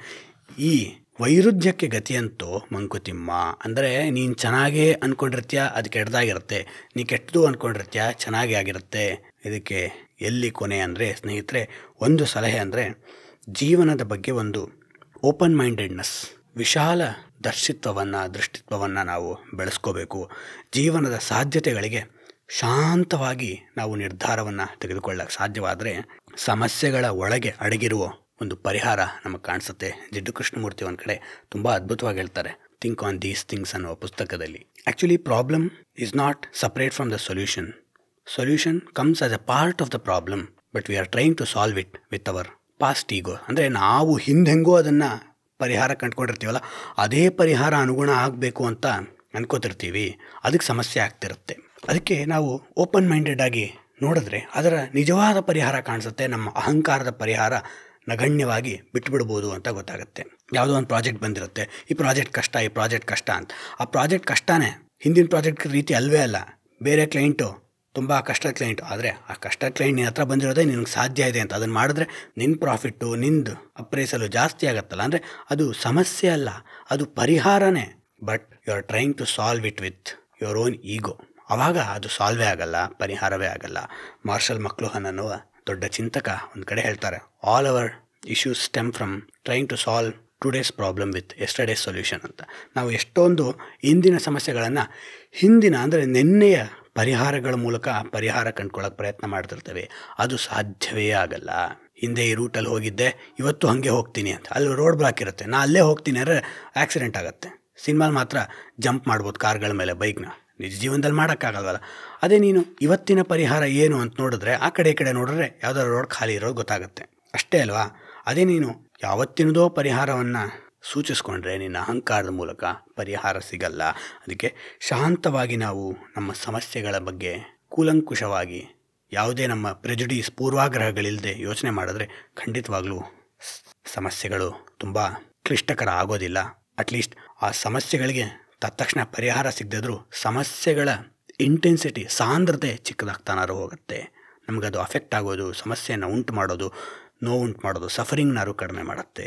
ಮುಂದೆ ತಿರುಗಿ ತೊಳೆದುವುದು, ತಿರಿದನ್ನ ಉಣ್ಣುವುದು, ಮೆರೆದು ಮೈ ಮರೆಯುವುದು, ಹಲ್ಲ ಕಿರಿಯುವುದು, ಮರಳಿ ಕೊರಗಾಡುವುದು, ಕೆರಳುವುದು ನರಳುವುದು, ಇರವಿದೆ ನೊಣರಗಳೆ ಮಂಕುತಿಮ್ಮ. ತಿರುಗಿ ತೊಳೆದುವುದು. ಏನು ತಿರುಗಿ ತೊಳೆದೋದು ಅಂತೆಲ್ಲ ಸ್ನೇಹಿತರೆ, ಜೀವನ ಅಂದರೆ ಒಂದು ರೀತಿಯ, ಅದರಲ್ಲೂ ನಮ್ಮ ಆಧುನಿಕ ಮನುಷ್ಯನ ಜೀವನ ಅಂದರೆ ಒಂದು ರೀತಿಯ ವಲಸೆ ಆಗಿಬಿಟ್ಟಿದೆ ಅಲ್ವಾ? ಅಲ್ಲಿಂದ ಇಲ್ಲಿ ಹೋಗು, ಇಲ್ಲಿಂದ ಅಲ್ಲಿ ಹೋಗು, ಹಳ್ಳಿ ಬಿಟ್ಟು ನಗರಕ್ಕೆ ಬಂದಿರ್ತೀವಿ, ನಗರ ಬಿಟ್ಟು ಇನ್ಯಾವುದೋ ವಿದೇಶಕ್ಕೆ ಹೋಗಿರ್ತೀವಿ, ಕೆಲಸ ಮಾಡ್ತೀವಿ, ಅಷ್ಟೆಷ್ಟೆಲ್ಲ ಇದು ಮಾಡ್ತೀವಿ, ಎಷ್ಟೆಷ್ಟೋ ಮನೆಗಳನ್ನ ಶಿಫ್ಟ್ ಮಾಡ್ತೀವಿ. ಅಲ್ಲಿ ಕೆಲಸ ಸಿಕ್ತು, ಇಲ್ಲಿ ಕೆಲಸ ಸಿಕ್ತು, ಅಲ್ಲಿ ಚೇಂಜ್ ಯಾವುದು ತಪ್ಪಲ್ಲ. ಆದರೆ ಇಲ್ಲಿ ಮನುಷ್ಯನ ಖಾಲಿತನ ಹೆಚ್ಚಾಗ್ತಾ ಹೋಗುತ್ತೆ. ಯಾಕೆ? ಪ್ರತಿಯೊಂದು ಕಡೆನೂ ಅಡ್ಯಾಪ್ಟ್ ಆಗೋಕ್ಕೆ, ಹೊಂದ್ಕೊಳ್ಳೋಕ್ಕೆ ಸಮಯ ಬೇಕು. ಆ ಸಮಯ ಸಿಗೋದ್ರಲ್ಲೇ ಎಲ್ಲ ಸರಿ ಆಗ್ತಿದೆ ಅನ್ನೋಷ್ಟೊತ್ತಿಗೆ ಮತ್ತೆ ಡಿಸ್ಪ್ಲೇಸ್ಮೆಂಟ್, ವಲಸೆ ಆರಂಭ ಆಗುತ್ತೆ. ಮನುಷ್ಯನ ಜೀವನ is embedded with migration crisis. ಓಡಾಟ, ವಲಸೆ ವಲಸೆ ವಲಸೆ. ಇದಕ್ಕೆಲ್ಲ ಯಾವುದಾದ್ರೂ ಕೊನೆ ಇದೆಯಾ? ಯಾವತ್ತಾದರೂ ಮನುಷ್ಯ ಒಂದು ಕಡೆ ನಾವೆಲ್ಲ ನಿಂತ್ಕೋತೀವ, ಇದು ನನ್ನ ಸ್ಥಳ, ಇದು ನನ್ನ ಜಾಗ ಅನ್ನುವ ಅನುಭವ ಆಗತ್ತಾ? ಗೊತ್ತಿಲ್ಲ. ಮನುಷ್ಯನಿಗೆ ಏಲಿಯನೇಷನ್ ಅಂತ ಎರಿಕ್ ಫ್ರಾಮ್ ಅಥವಾ ಅಡೋರ್ನೋ ಇವರೆಲ್ಲ ಪುಸ್ತಕಗಳಲ್ಲಿ ಹೇಳ್ತಾರೆ, ಅಥವಾ ಎಸ್ಟ್ರೇಂಜ್ಮೆಂಟ್. ಪ್ರತಿಯೊಂದು ಕಡೆನೂ ಮನುಷ್ಯ ಏಲಿಯನ್, ಯಾವುದೋ ಗ್ರಹದಿಂದ ಬಂದಂತಹ ಜೀವಿಯ ಅನುಭವ ಆಗ್ತಾ ಹೋಗುತ್ತೆ. ಯಾಕೆ? ಇದು ನಮ್ಮ ಒಬ್ಬರದೇ ಅಲ್ಲ, ನಮ್ಮ 1300 1500 ಅಪಾರ್ಟ್ಮೆಂಟ್ಗಳಿರೋ ದೊಡ್ಡ ದೊಡ್ಡ ಕಾಂಪ್ಲೆಕ್ಸಲ್ಲಿ ಪ್ರತಿಯೊಬ್ಬ ವ್ಯಕ್ತಿಯು ಹಿಂದೆ ಹೇಳಿದ ಹಾಗೆ ಒಂದು ದ್ವೀಪ ಆಗ್ತಿರೋದಾಗ every human being is suffering from alienation ಅಲ್ವಾ? ಯಾಕೆ? ತಿರುಗಿ ತೊಳೆದುವುದು. ಹೋಗಿ ಸೆಟ್ಲಾಗಿ 2 ವರ್ಷ ಆಗಿರಲ್ಲ, ಎಲ್ಲ ಇನ್ನೂ ಸರಿ ಆಗ್ತಿದೆ ಎಲ್ಲ ಅನ್ನೋಷ್ಟೊತ್ತಿಗೆ ಮತ್ತೆ ಇನ್ನೊಂದು ಶಿಫ್ಟ್ ಮಾಡಬೇಕು. ಮತ್ತೆ ಪ್ಯಾಕರ್ಸ್ ಆ್ಯಂಡ್ ಮೂವರ್ಸ್ ಕೇಳು, ಅವ್ರು ಬಾ ಅದು ಮಾಡು, ಮತ್ತು ಅದೇ ಒಂದು ಸೈಕಲ್ ರಿಪೀಟ್ಸ್. ತಿರಿದನ್ನ ಉಣ್ಣುವುದು. ತಿರಿದು ಅಂದರೆ ಬೆಗ್ಗಿಂಗ್, ಭಿಕ್ಷೆ ಬೇಡೋದು. ಭಿಕ್ಷೆ ಬೇಡ್ಕೊಂಡು ಬದುಕೋದು, ಇದು ನಮ್ಮ ಜೀವನ. ಏನು ನಾವೆಲ್ಲ ಇಲ್ವಲ್ಲಪ್ಪ ಹಂಗೆ, ನಾವೆಲ್ಲ ಏನು ಚೆನ್ನಾಗಿದ್ದೀವಿ 2 ಕಾರ್ ಇಟ್ಕೊಂಡು ಅಂದರೆ ಅದು ಅಷ್ಟೇ ಅಲ್ವಾ? ನಮ್ಮ ಬಾಸ್ ಮುಂದೆ ಅಥವಾ ನಮ್ಗೆ ಯಾರೋ ಒಬ್ಬರು ಕ್ಲೈಂಟ್ ಮುಂದೆ, ಕಸ್ಟಮರ್ಸ್ ಮುಂದೆ ನಾವು ಡೈರೆಕ್ಟಾಗಿ ಸಾರ್ ಅಂದಿದ್ರು, ಇಂಡೈರೆಕ್ಟಾಗಿ ನಮ್ಮದೆಲ್ಲ ಈ ಏರ್ಪೋರ್ಟ್ ರೋಡಲ್ಲಿ ಹೋಗ್ತಿದ್ರೆ ಎಷ್ಟೊಂದು ಮಾರ್ಕೆಟಿಂಗ್ ಮೆಸೇಜು ನಮ್ಮನ್ನು ಕೊಳ್ಳಿ ಅಂತ ಹೇಳ್ತಿರುತ್ತಲ್ಲ, ಅದಿನ್ನೇನು? ತಿರಿದನ್ನ ಉಣ್ಣುವುದು ಅಲ್ವಾ.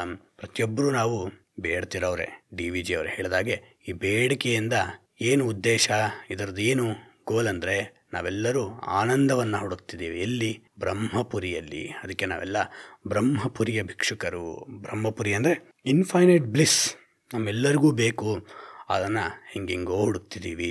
ತಿರಿದನ್ನ ಉಣ್ಣುವುದು, ಭಿಕ್ಷೆ ಬೇಡಿದನ್ನವನ್ನು ತಿನ್ನೋದು, ಓಡಾಟ ಸಿಕ್ಕಂಗೆ ವಲಸೆ, ಮೆರೆದು ಮೈ ಮರೆಯುವುದು.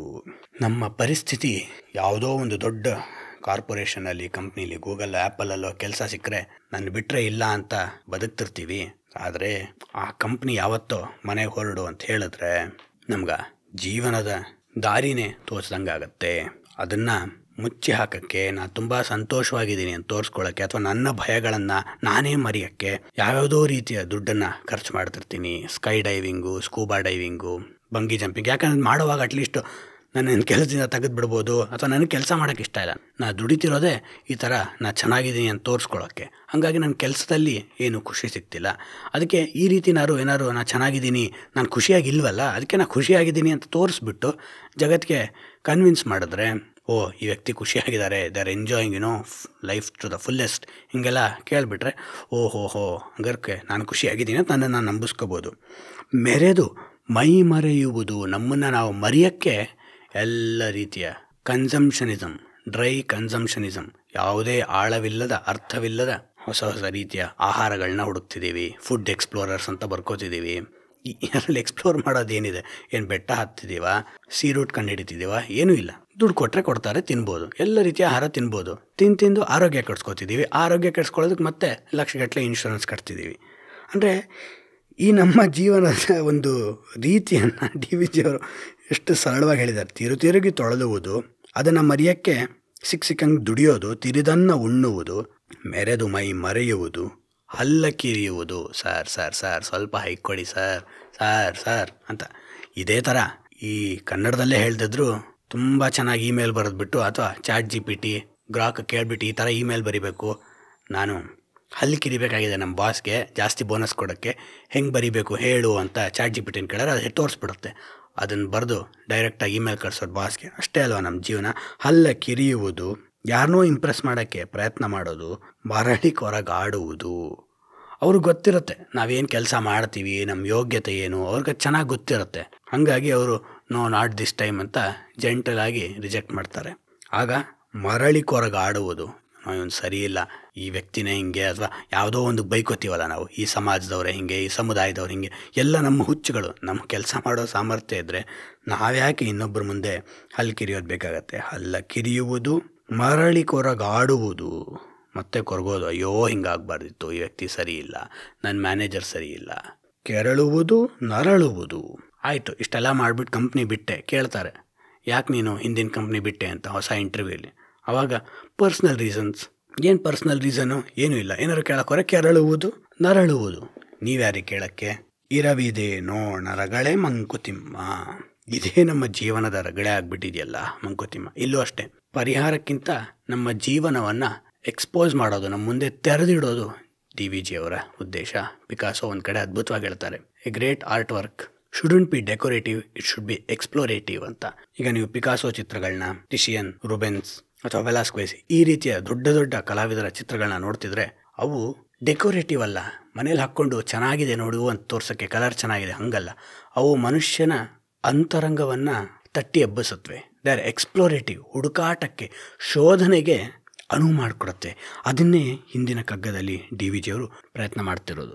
ಶೋಧನೆಯನ್ನು ನಡೆಸು ಅಂತ ಹೇಳ್ತಿದ್ದಾರೆ. ಯಾಕಂದರೆ ಈಗ ನೀನು ಶೋಧನೆಯನ್ನು ನಡೆಸ್ತಿದ್ರೆ ಇನ್ಯಾವತ್ತೂ ನಾನು ಎಲ್ಲ ಲೈಫಲ್ಲಿ ಸೆಟ್ಲ್ ಆದಮೇಲೆ ನಾನು ಹುಡುಕಾಡ್ತೀನಪ್ಪ ಅಂದ್ರಲ್ಲ. ನಿನ್ನ ಸಮಸ್ಯೆಗಳೇ ನೀನು ಸರಿಯಾದ ಪ್ರಶ್ನೆಗಳನ್ನು ನೀನು ಕೇಳ್ಕೊತಿಲ್ಲ.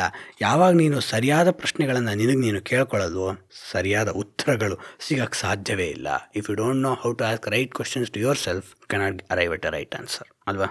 ಮುಂದೆ, ಮಂದಾಕ್ಷಿ ನಮಗಿಹುದು ಬಲುದೂರ ಸಾಗದದು, ಸಂದೆ ಮಸಕಿನೊಳಿಹದು ಜೀವನದ ಪಥವು, ಒಂದು ಮೆಟುಕುದು ಕೈಗೆ ಏನೋ ಕಣ್ಕೆಣುಕುವುದು, ಸಂಧಿಯವೇ ನಮ್ಮ ಗತಿ ಮಂಕುತಿಮ್ಮ. ಮಂದಾಕ್ಷಿ, ಮಂದವಾದ ದೃಷ್ಟಿ ಅಂತ. ಅಂದರೆ ಅಕ್ಷಿ ಅಂದರೆ ಕಣ್ಣು ಅಥವಾ ದೃಷ್ಟಿ ಅನ್ನುವ. ಸಹಜವಾಗಿ ನಮ್ಮ ದೃಷ್ಟಿಗೆ ಮೇಲ್ಮಟ್ಟದ ಸೂಪರ್ಫಿಷಿಯಲ್ ಎಲಿಮೆಂಟ್ಸಿಂದ ನಾವು ತುಂಬ ಎಕ್ಸೈಟ್ ಆಗ್ತೀವಿ. ಅದನ್ನು ಸ್ವಲ್ಪ ಹೊತ್ತು ಹಿಂದೆ ಮಾತಾಡಿದ್ವಿ ಅಲ್ವಾ. ಏರ್ಪೋರ್ಟ್ ರೋಡಲ್ಲಿ ಹೋಗ್ತಿದ್ರೆ ಎಷ್ಟೊಂದು ಅಡ್ವರ್ಟೈಸ್ಮೆಂಟ್ಗಳು ನಮ್ಮನ್ನು ಅಟ್ರಾಕ್ಟ್ ಮಾಡ್ತವೆ, ಕಣ್ಣನ್ನು ಸೆಳೆಯುತ್ತವೆ.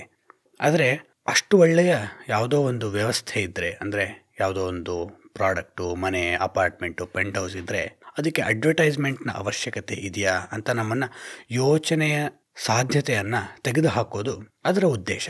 ಅಂದರೆ ಹೋಲ್ ಅಡ್ವರ್ಟೈಸ್ಮೆಂಟ್ ಡೊಮೈನ್ ಇದೆಯಲ್ಲ, ಆ ವಲಯದ ಉದ್ದೇಶವೇ ನಮ್ಮನ್ನು ಚಿಂತನೆಗಿಂತ ಮುಖ್ಯವಾಗಿ ಎಕ್ಸೈಟ್ ಮಾಡೋದು, ಪ್ರೊವೋಕ್ ಮಾಡೋದು, ಉದ್ರಿಕ್ತಗೊಳಿಸೋದು, ನಮ್ಮ ಚಿಂತನೆ ಇಲ್ಲದೆ ಒಂದು ಸ್ಥಿತಿಯನ್ನು ನಮ್ಮ ಮನಸ್ಸಿನಲ್ಲಿ ತರುವಂತೆ ಮಾಡೋದು. ಹಾಗಾಗಿ ಇವತ್ತು ಆ ನಿಟ್ಟಿನಲ್ಲಿ ಆಧುನಿಕ ಸಂವಹನ ನಡೀತಿರುವಾಗ ನಮಗೇನಾಗುತ್ತೆ, ಶಾರ್ಟ್ ಸೈಟೆಡ್ನೆಸ್, ಹತ್ತಿರದಲ್ಲಿರೋದು ನಿಜ ಅನಿಸುತ್ತೆ, ದೂರದೃಷ್ಟಿ ಹೋಗುತ್ತೆ. ಅಂದರೆ ದೂರದಲ್ಲಿ ಇರೋ ಸತ್ಯ ಕಾಣಿಸ್ದಂಗೆ ಆಗುತ್ತೆ. ಅಂದರೆ ಲಾಂಗ್ ಟರ್ಮ್ ಗೋಲ್ಸ್ನಿಂದ ನಮ್ಮ ದೃಷ್ಟಿಯನ್ನು ಶಾರ್ಟ್ ಟರ್ಮ್ ಕಡೆ ತಿರುಗಿಸೋ ಒಂದು ದೊಡ್ಡ ಜಾಲ ಅಂತ ಹೇಳ್ಬೋದು. ಅದು ನಮ್ಮನ್ನು ಇವತ್ತು ದಾರಿ ತಪ್ಪಿಸ್ತಾ ಇದೆ.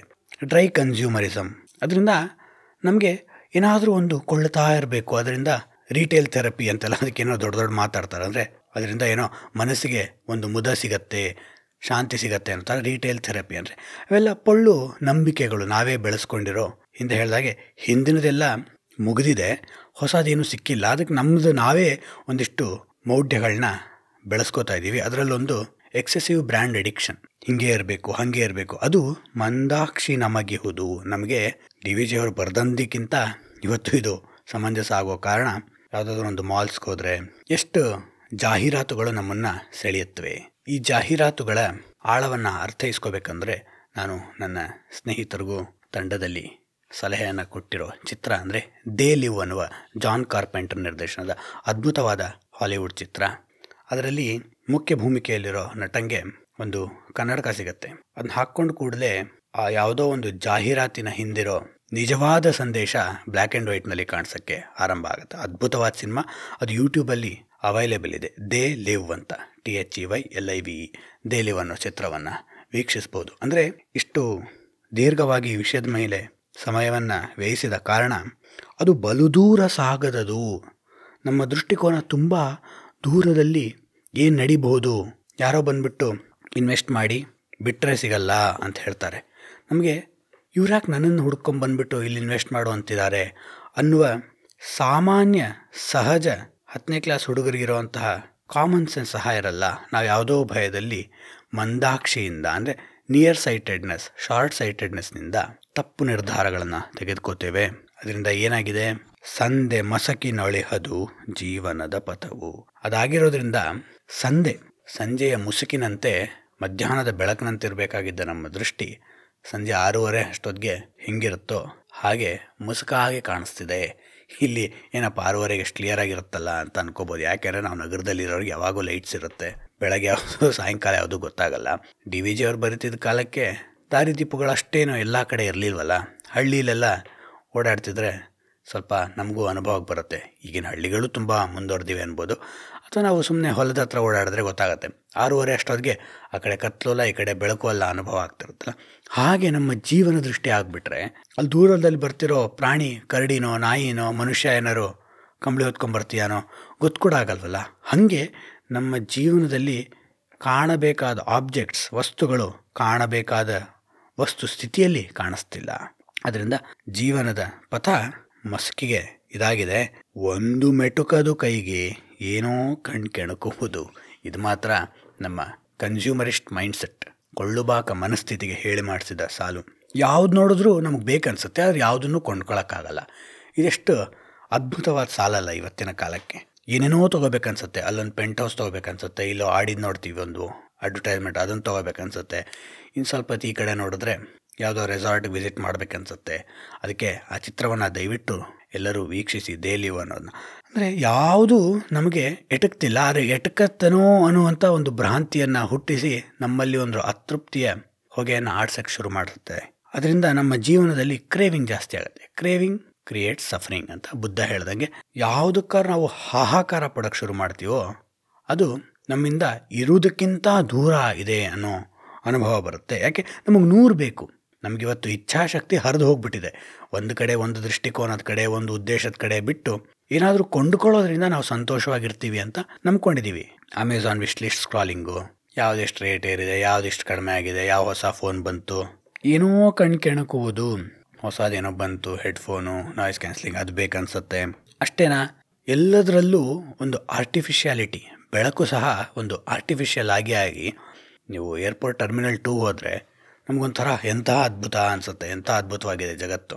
ಆದರೆ ಜೀವನ ಹಾಗೆ ಅದ್ಭುತವಾಗಿರೋಕ್ಕೆ ಸಾಧ್ಯನಾ? ಇಲ್ಲ. ಅಂದರೆ ನಾವು ಏರ್ಪೋರ್ಟ್ ಟರ್ಮಿನಲ್ 2 ಹೋದವರೆಲ್ಲರೂ ಏನು ಸಂತೋಷವಾಗಿದ್ದುಬಿಟ್ಟಿದ್ದೀವ? ಏನೂ ಇಲ್ಲ.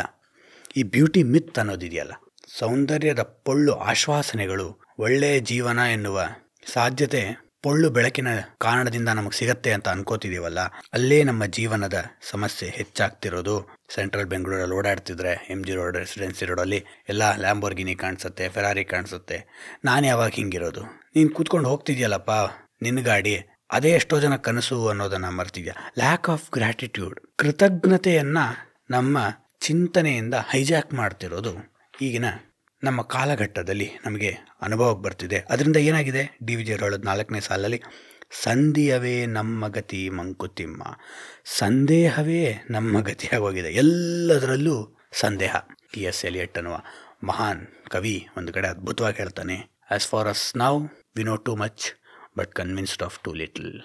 ನಮಗೇನೇನೋ ಗೊತ್ತು, ಜಗತ್ತಿನಲ್ಲಿ ನಡೀತಿರೋ ಯುದ್ಧಗಳು ಗೊತ್ತು, ಜಗತ್ತಿನಲ್ಲಿ ನಡೀತಿರೋ ರಾಜಕೀಯ ಗೊತ್ತು, ಜಗತ್ತಿನಲ್ಲಿ ನಡೀತಿರೋ ಗಾಸಿಪ್ ಗೊತ್ತು, ನೆಟ್ಫ್ಲಿಕ್ಸ್, ಆ್ಯಪಲ್ TV ಯಾವ ಹೊಸ ಸೀರೀಸ್ ಬಂದಿದೆ ಗೊತ್ತು, ರೋಡ್ ಸೈಡಲ್ಲಿ ಏನು ಗಲಾಟೆ ಆಯಿತು ಗೊತ್ತು, 24/7 ನ್ಯೂಸಲ್ಲಿ ನೋಡ್ತಿರ್ತೀವಿ, ಎಲ್ಲ ಗೊತ್ತು ನಮಗೆ.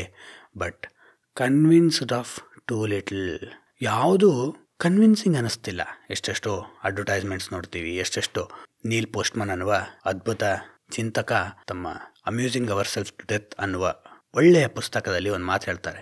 ಆಧುನಿಕ ಮನುಷ್ಯ ಟೆಲಿವಿಷನ್ನಲ್ಲಿ ಸುಮಾರು ತನ್ನ ಜೀವಮಾನದಲ್ಲಿ 1,00,000 ಜಾಹೀರಾತುಗಳು, ಅಡ್ವರ್ಟೈಸ್ಮೆಂಟ್ಗಳನ್ನ ನೋಡ್ತಾನೆ ಅಥವಾ ನೋಡ್ತಾಳೆ ಅಂತ. ಇದು ಸುಮಾರು 89ನೇ ಇಸ್ವಿಯಲ್ಲಿ ಟೆಲಿವಿಷನ್ ತುಂಬ ಮುಖ್ಯ ವಾಹಿನಿ ಆದಾಗ ಹೇಳಿದ್ದು.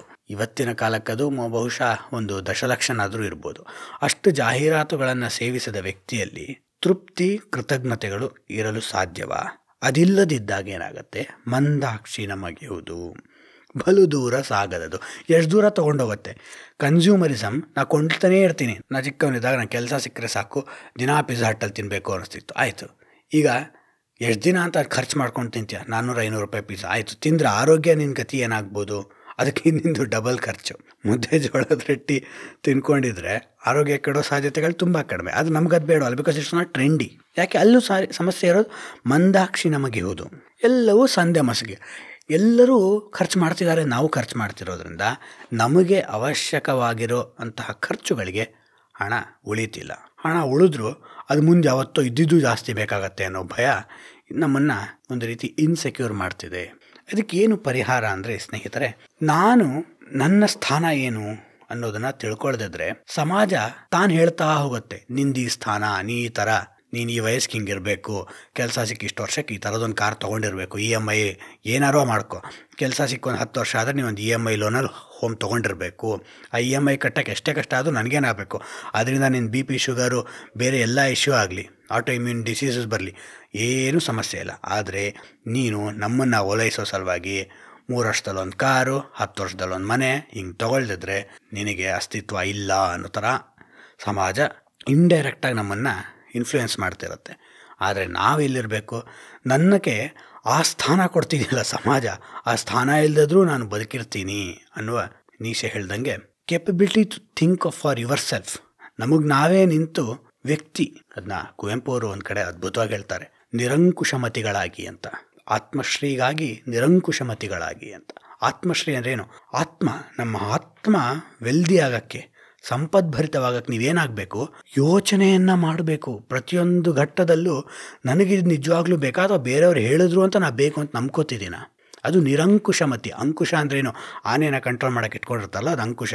ನಮ್ಮ ಅಹಂಕಾರಕ್ಕೆ ಸಮಾಜ ಅಂಕುಶವನ್ನು ಚುಚ್ಚಿ ಕಂಟ್ರೋಲ್ ಮಾಡ್ತಿದೆ.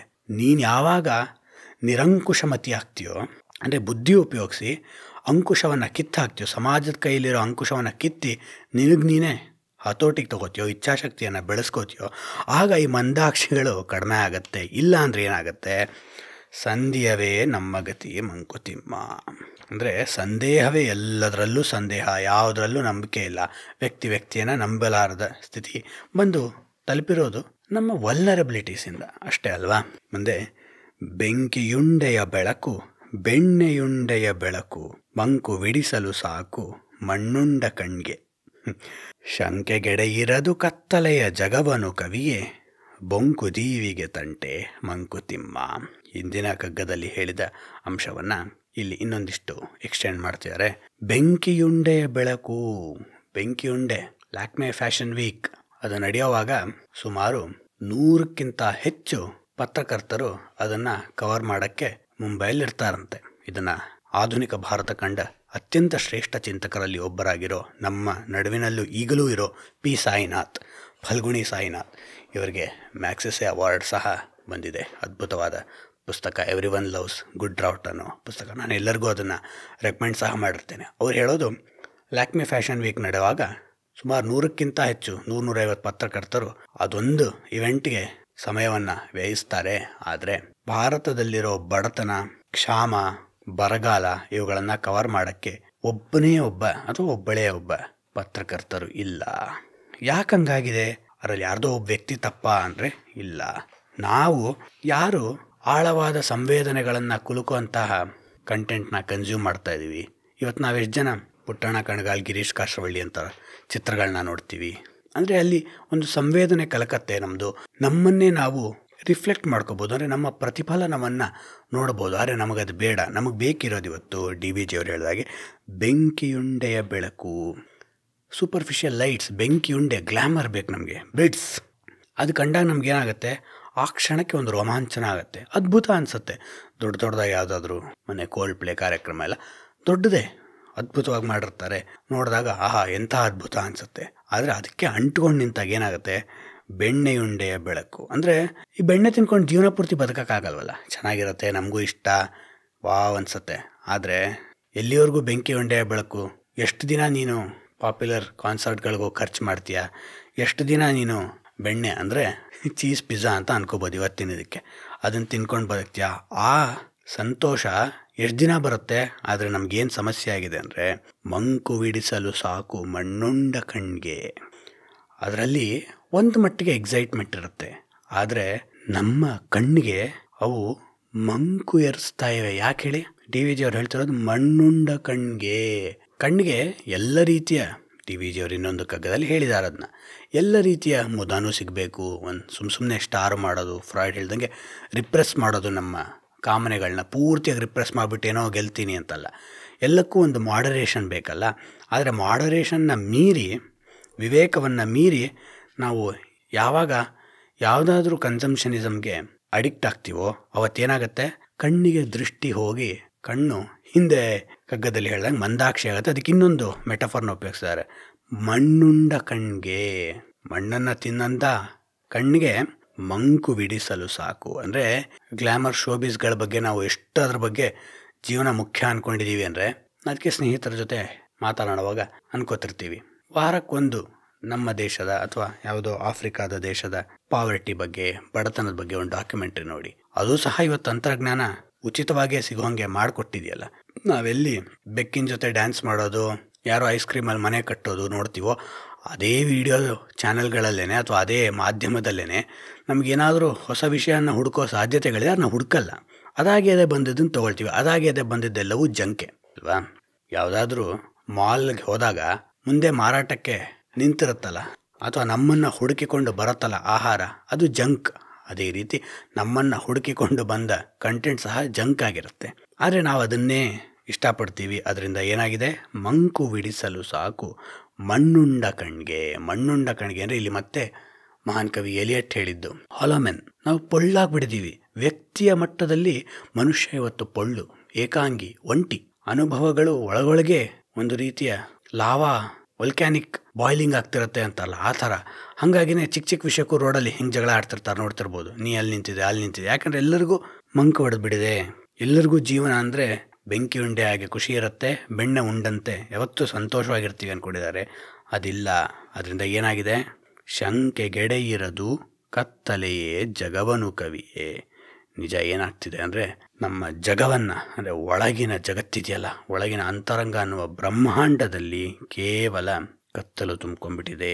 ಸ್ನೇಹಿತರೆ, ಈ ಅಜಿಟೇಟೆಡ್ ಮೈಂಡ್ ಇರುತ್ತಲ್ಲ, ಮನಸ್ಸು ಯಾವತ್ತು ಕ್ಷೋಭೆಗೆ ಒಳಗಾಗಿರುತ್ತೋ ಜಾಸ್ತಿ, ಅವತ್ತು ನಮಗೆ ಕೆಳಮಟ್ಟದ ವಿಷಯಗಳು ಅಂದರೆ ಗಲಾಟೆಗಳು, ಈ ವಿಷಯಗಳನ್ನೇ ಕೇಳಬೇಕು ಅಂತ ಅನಿಸುತ್ತೆ. ಅದಕ್ಕೆ ಮನಸ್ಸು ಶಾಂತವಾದಾಗ ಒಳ್ಳೆಯ ವಿಷಯಗಳು, ಕಾರಂತರ ಕಾದಂಬರಿ, DVG ಅವರ ಕಗ್ಗ, ಕುವೆಂಪು ಲಂಕೇಶ್ ಅವರ ಕೃತಿಗಳನ್ನ ಓದಬೇಕು ಅಂತ ಅನಿಸುತ್ತೆ. ಇಲ್ಲ ಅಂದರೆ ಮನಸ್ಸು ನಾವು ತುಂಬ ಸ್ಟ್ರೆಸ್ ಮಾಡಿಕೊಂಡಾಗ, ಶಾಂತಿ ಇಲ್ಲದಿದ್ದಾಗ, ಯಾವ ಆ್ಯಕ್ಟ್ರಸ್ ಬ್ರೇಕಪ್ ಆಯಿತು, ಇನ್ನೊಬ್ರು ಯಾರು ಡಿವೋರ್ಸಿಗೆ ಫೈಲ್ ಮಾಡಿದ್ರು, ಇದೇ ಕಥೆಗಳಲ್ಲಿ ನಾವು ನಮ್ಮ ಜೀವನವನ್ನು ಕಳೆಯೋದು ತುಂಬ ಎಕನಾಮಿಕ್ ಯೂಸೇಜ್ ಆಫ್ ಟೈಮ್ ಅಂತ ಅಂದ್ಕೊಂಡಿದ್ದೀವಿ. ಅದಲ್ಲ. ಅದರಿಂದ ಏನಾಗಿದೆ? ಬೊಂಕು ದೀವಿಗೆ ತಂಟೆ ಮಂಕುತಿಮ್ಮ. ಜೀವನ ಅನ್ನೋದು ಬೊಂಕು ದೀವಿಗೆ. ದೀವಿಗೆ ಅಂದರೆ ದೀಪ, ಬೊಂಕು ಅಂದರೆ ಸುಳ್ಳು ದೀಪದ ತಂಟೆಯಲ್ಲಿ ಜೀವನ ನಡೆಸ್ತಿದ್ದೀವಿ. ಅಂದರೆ ಸ್ನೇಹಿತರೆ, ಈ ಥರ ಊಹಿಸ್ಕೊಳ್ಳೋಣ. ದೂರದಿಂದ ನೋಡ್ತೀವಿ, ಅಲ್ಲಿ ದೀಪ ಇದೆ ಅಂತ ಹೋಗ್ತೀವಿ, ಅದು ನೋಡಿದ್ರೆ ದೀಪ ಚಿತ್ರ ಆಗಿರುತ್ತೆ. ಬೊಂಕು ದೀವಿಗೆ ಜೀವನವು ಹಾಗೆ ಆಗಿಬಿಟ್ಟಿದೆ. ಆಕಿನ್ ಫಿನಿಕ್ಸ್ ನಟಿಸಿರೋ ಹರ್ ಅನ್ನೋ ಸಿನಿಮಾ ನೋಡಿದ್ರೆ ತಮಗೆ ಗೊತ್ತಾಗತ್ತೆ.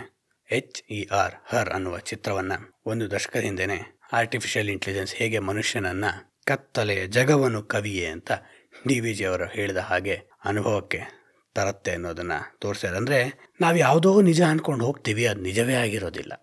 ಮುಂದೆ ಅದಿದ್ದು ಅದ್ಭುತವಾದಂಥ ರೂಪವನ್ನು ಕೊಡುತ್ತೆ ಈ ಕಗ್ಗದಲ್ಲಿ. ಅರೆಗಣ್ಣು ನಮದೆಂದು ಕೊರಗಿ ಫಲವೇನು, ಅರೆಬೆಳಕು ಧರೆಯೊಳೊಂದರಲಿ ಸುಖವೇನು, ಇರುವ ಕಣ್ಣಿರುವ ಬೆಳಕಿನೊಳಾದನಿತ ನೋಡಿ ಪರಿಕಿಸಿದೊಡದು ಲಾಭ ಮಂಕುತಿಮ್ಮ. ಹಿಂದಿನ 2 ಕಗ್ಗದಲ್ಲೂ ಬೆಂಕಿಯುಂಡೆ, ಬೆಣ್ಣೆಯುಂಡೆ, ಮಣ್ಣುಂಡ ಕಣ್ಣು, ಮಂದಾಕ್ಷಿ ಈ ರೀತಿಯ ಎಚ್ಚರಿಕೆಯ ಪದಗಳನ್ನು ಉಪಯೋಗಿಸಿದ್ರು, ನಮ್ಮನ್ನ ಎಚ್ಚರಿಸಿದ್ರು, ಹುಷಾರು ಅಂತ. ಆದರೆ ಇಲ್ಲಿ DVG ಅವರು ಸ್ವಲ್ಪ ಅದಕ್ಕೆ ಪರಿಹಾರದ ಒಂದು ಎಳೆಯನ್ನು ತಂದು ಕೊಡ್ತಾರೆ. ಅರೆಗಣ್ಣು ನಮದೆಂದು ಕೊರಗಿ ಫಲವೇನು.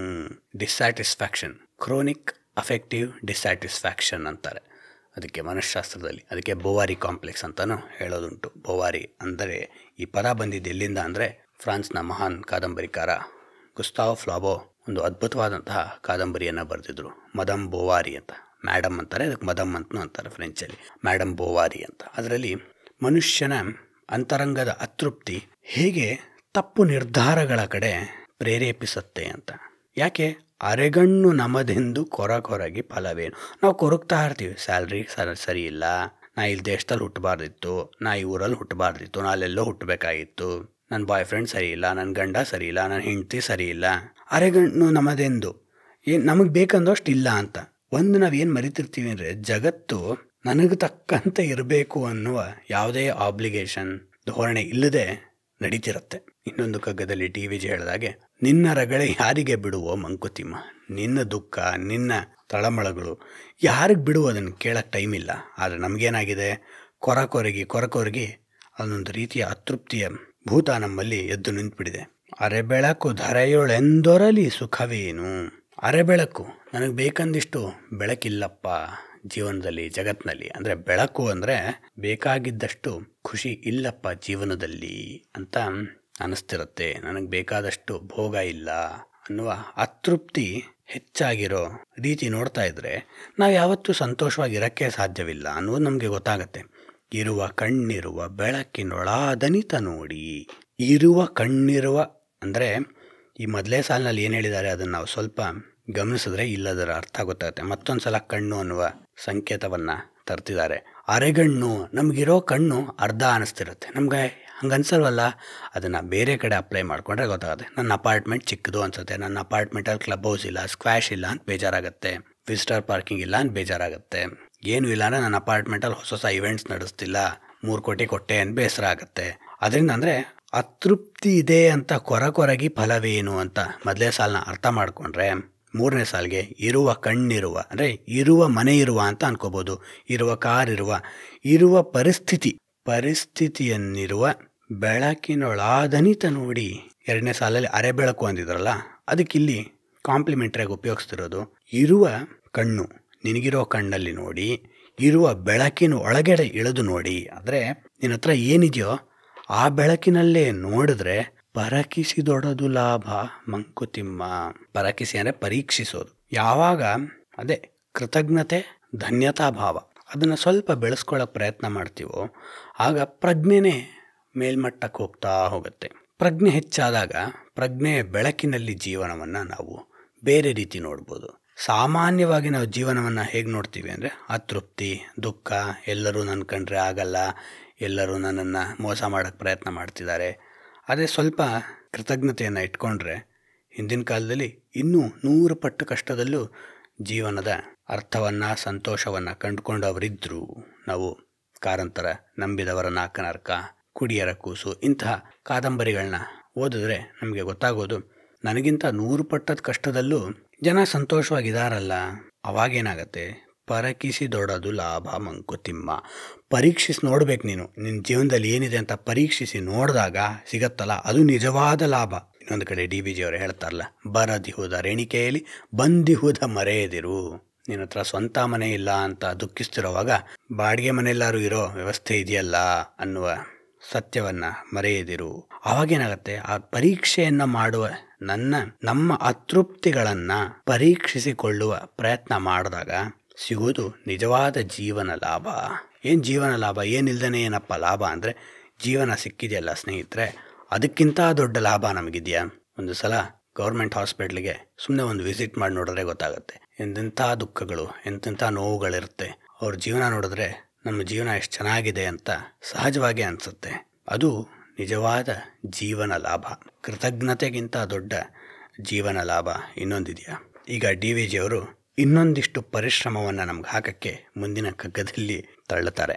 ಗಗನ ನೀಲಿಮೆಯನ್ನ ಕಣ್ಗೆ ಸೊಗವೀವಂತೆ ಮುಗಿವ ತರಣಿಯ ರಕ್ತ ಹಿತವನಿಸದೇಕೋ ಸೊಗದ ಮೂಲವದೆಲ್ಲಿ ನೀಲದೊಳೋ ಕೆಂಪಿನೊಳೋ ಬಗೆವೆನ್ನ ಮನಸ್ಸಿನೊಳೋ ಮಂಕುತಿಮ್ಮ. ಇಲ್ಲಿ ಕನಕದಾಸರ ನೀ ಮಾಯೆಯೊಳಗೋ ನಿನ್ನುಳು ಮಾಯೆ ಅನ್ನುವ ಹಾಡು ಕವಿತೆ ಈ ಅರ್ಥಕ್ಕೆ ಸಂವಾದಿಯಾಗಿದೆ ಅಂತ ಅನ್ಸುತ್ತೆ. ಸುಖ, ಅಲ್ಲಿ ಸೊಗ ಅನ್ನುವ ಪದವನ್ನು ಉಪಯೋಗಿಸಿದ್ದಾರೆ. ಸುಖ ಅದರ ಮೂಲ ಎಲ್ಲಡಗಿದೆ. ಸುಖದ ಮೂಲ ಎಲ್ಲಡಗಿದೆ, ನಮ್ಮ ಅನುಭವದಲ್ಲೋ ಅಥವಾ ವಸ್ತು ಅಥವಾ ಸಂದರ್ಭದಲ್ಲೋ. ಸೊಗದ ಮೂಲವದೆಲ್ಲಿ ಅನ್ನೋ ಪ್ರಶ್ನೆಯನ್ನು ಎಳಿಸ್ತಾರೆ.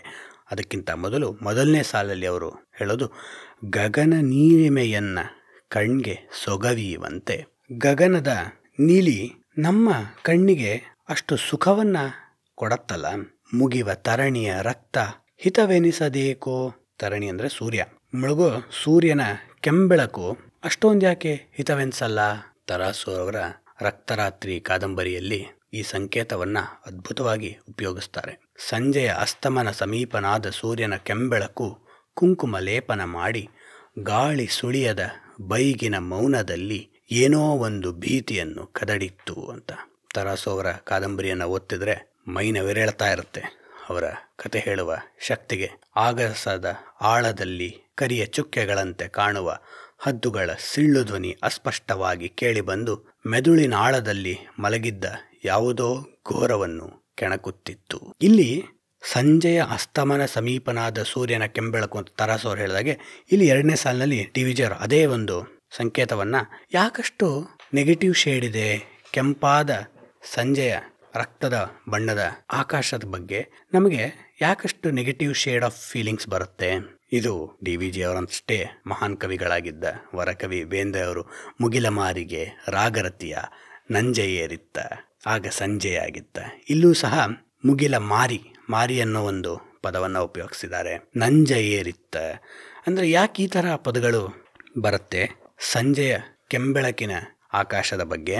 ಅದೇ ಗಗನ ನೀಲಿಮೆಯನ್ನ ಕಣ್ಗೆ ಸೊಗವೀವಂತೆ, ನೀಲಿ ಆಕಾಶ ಎಷ್ಟು ಖುಷಿ ಕೊಡುತ್ತಲ್ಲ, ಯಾಕಂಗೆ ಅಂದರೆ ಇಲ್ಲಿ ಪ್ರಶ್ನೆ ಎಳಿಸ್ತಿರೋದು ತುಂಬ ಆಳವಾದ ಪ್ರಶ್ನೆ. ಸಂತೋಷ, ನೆಮ್ಮದಿ, ಸುಖದ ಮೂಲ ನೋಡುವ ದೃಷ್ಟಿಯಲ್ಲಿದೆಯೋ, ದೃಷ್ಟಿಕೋನದಲ್ಲಿದೆಯೋ ಅಥವಾ ವಸ್ತುಸ್ಥಿತಿಯಲ್ಲಿದೆಯೋ? ಗಗನದ ನೀಲಿನೂ ಅಸ್ತಿತ್ವಕ್ಕೆ ದುಃಖನೂ ಅಲ್ಲ, ಸಂತೋಷನೂ ಅಲ್ಲ. ಸಂಜೆಯ ಕೆಂಬೆಳಕು ಸಹ ಅಸ್ತಿತ್ವಕ್ಕೆ ದುಃಖನೂ ಅಲ್ಲ, ಸಂತೋಷನೂ ಅಲ್ಲ. ಎಲ್ಲವೂ ವ್ಯವಸ್ಥೆಯ ಬ್ರಹ್ಮಾಂಡದ ಪ್ರಕ್ರಿಯೆಯಲ್ಲಿ ಒಂದು ಸಾಧಾರಣವಾದ ಘಳಿಗೆ. ಆ ಕ್ಷಣಕ್ಕೆ ನೀ ಎಲ್ಲಿದೆಯಾ ಅದು ಕಾಣಿಸ್ತಿದ್ದೆ ಅಷ್ಟೇ ನಿಂಗೆ, ಬೇರೆ ಭೂಮಿಯ ಇನ್ಯಾವುದೋ ಭಾಗದಲ್ಲಿ ಅದೇನೂ ಅಲ್ಲ. ಹಂಗಿದ್ದಾಗ ಆ ಭಾವನೆಗಳು ನಿಜವಾಗ್ಲೂ ಇದೆಯೋ ಅಥವಾ ನಿನ್ನೊಳಗೆ ಉಂಟಾಗ್ತಿದೆಯೋ ಅಂತ. ಸಂದರ್ಭ ನಿಜವಾಗ್ಲೂ ಹೊರಗಿದೆಯೋ ಅಥವಾ ನಿನ್ನೊಳಗೆ ಉಂಟಾಗ್ತಿದೆಯೋ. ಅದೇ ನಿಜ ಆದರೆ ನಿನ್ನಲ್ಲಿರೋದೇ ಅನುಭವ, ಅದು ಹೊರಗಿಲ್ಲ ಅನ್ನೋದಾದರೆ ಜೀವನದ ಸುಖ ದುಃಖ ಅನುಭವಗಳು ಅಷ್ಟೇ ಅಲ್ವಾ. Where is the boundary of comfort and discomfort. ನಾವು ಹೈವೇಲಿ ಹೋಗ್ತಿದ್ದಾಗ ಯಾವ್ದಾದ್ರು ಸ್ವಲ್ಪ ಆ ಕಡೆ ಈ ಕಡೆ ಸಣ್ಣ ಸರ್ವಿಸ್ ರೋಡ್ ಕಡೆ ಗಮನ ಹರಿಸಿದ್ರೆ ಒಂದೊಂದು ಸಲ ಲಾರಿ ಡ್ರೈವರ್ಗಳು ತಮ್ಮ ಲಾರಿ ನಿಲ್ಲಿಸ್ಬಿಟ್ಟು ಕೆಳಗಡೆನೆ ಒಂದೇನೋ ಬೆಡ್ಶೀಟ್ ಹಾಸ್ಕೊಂಡು ಅಲ್ಲೇ ಸ್ವಲ್ಪ ಹೊತ್ತು ಮಲ್ಕೊಂಡು ಅರ್ಧ ಮುಕ್ಕಾಲು ಗಂಟೆ, ಈಗೆಲ್ಲ ನಾವು ಪವರ್ ನ್ಯಾಪ್ ಅಂತಾರಲ್ಲ ಆ ಥರ ತೊಗೊಂಡು ಸ್ವಲ್ಪ ಮುಂದೆ ಹೋಗ್ತಾರೆ. ಆಮೇಲೆ ಯಾಕೆ ನಿದ್ದೆ ಏನಾದ್ರು ಹಾಳಾದರೆ ಗಾಡಿ ಓಡ್ಸೋಕ್ಕಾಗಲ್ಲ, ರಿಸ್ಕು ಅಂತ. ಅವ್ರಿಗೆ ಹೆಂಗೆ ನಿದ್ದೆ ಬಂತು ಅಂತ. ಯಾಕಂದರೆ ನಾವು ನಾಯ್ಸ್ ಕ್ಯಾನ್ಸ್ಲಿಂಗು ಹೆಡ್ಫೋನ್ಸ್ ಹಾಕ್ಕೊಂಡು ಏರ್ ಕಂಡೀಷನ್ ರೂಮಲ್ಲಿ ಮಲ್ಕೊಂಡ್ರು ನಿದ್ದೆ ಬರಲ್ವಲ್ಲ. ಅಲ್ಲಿಗೆ ನಿದ್ದೆ ಇರೋದು ಹೊರಗಿನ ಸಾಧ್ಯತೆಗಳಲ್ಲೋ ಅಥವಾ ನಮ್ಮ ಅವಶ್ಯಕತೆಗಳಲ್ಲೋ. ಮೊನ್ನೆ ಒಬ್ಬ ಊಬರ್ ಕ್ಯಾಬ್ ಡ್ರೈವರು ಹೇಳ್ತಾ ಇದ್ರು ಏನಂದರೆ, ಸರ್ ನಮ್ಮಂಥವ್ರಿಗೆ ಈ ಕೋವಿಡ್ ಸಮಸ್ಯೆ ಉಂಟಾಗಿದ್ದು, ನಾವು ಆರೋಗ್ಯಕ್ಕಿಂತ ಜಾಸ್ತಿ ದುಡಿಬೇಕು, ನಾಳೆ ಚೆನ್ನಾಗಿರ್ಬೇಕು, ಅವ್ರು ಚೆನ್ನಾಗಿರ್ಬೇಕು, ಇವ್ರು ಚೆನ್ನಾಗಿರ್ಬೇಕು ಅಂತ ಏನೇನೋ ಕನಸು ಕಟ್ಕೋತೀವಿ.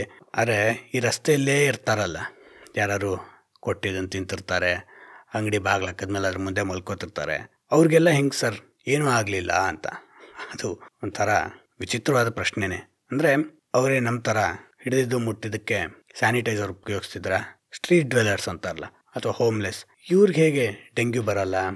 ಈ ರೀತಿ ಪ್ರಶ್ನೆ ನಮಗೆಲ್ಲರಿಗೂ ಒಂದು ಕಾಲಕ್ಕೆ ಯಾವತ್ತಾದರೂ ಎದ್ದಿರುತ್ತಲ್ವ. ಅಲ್ಲಿಗೆ ಆರೋಗ್ಯ ಅಂತಿರೋದು ನಮ್ಮೊಳಗ, ಹೊರಗಿನ ಸಂದರ್ಭದಲ್ಲ.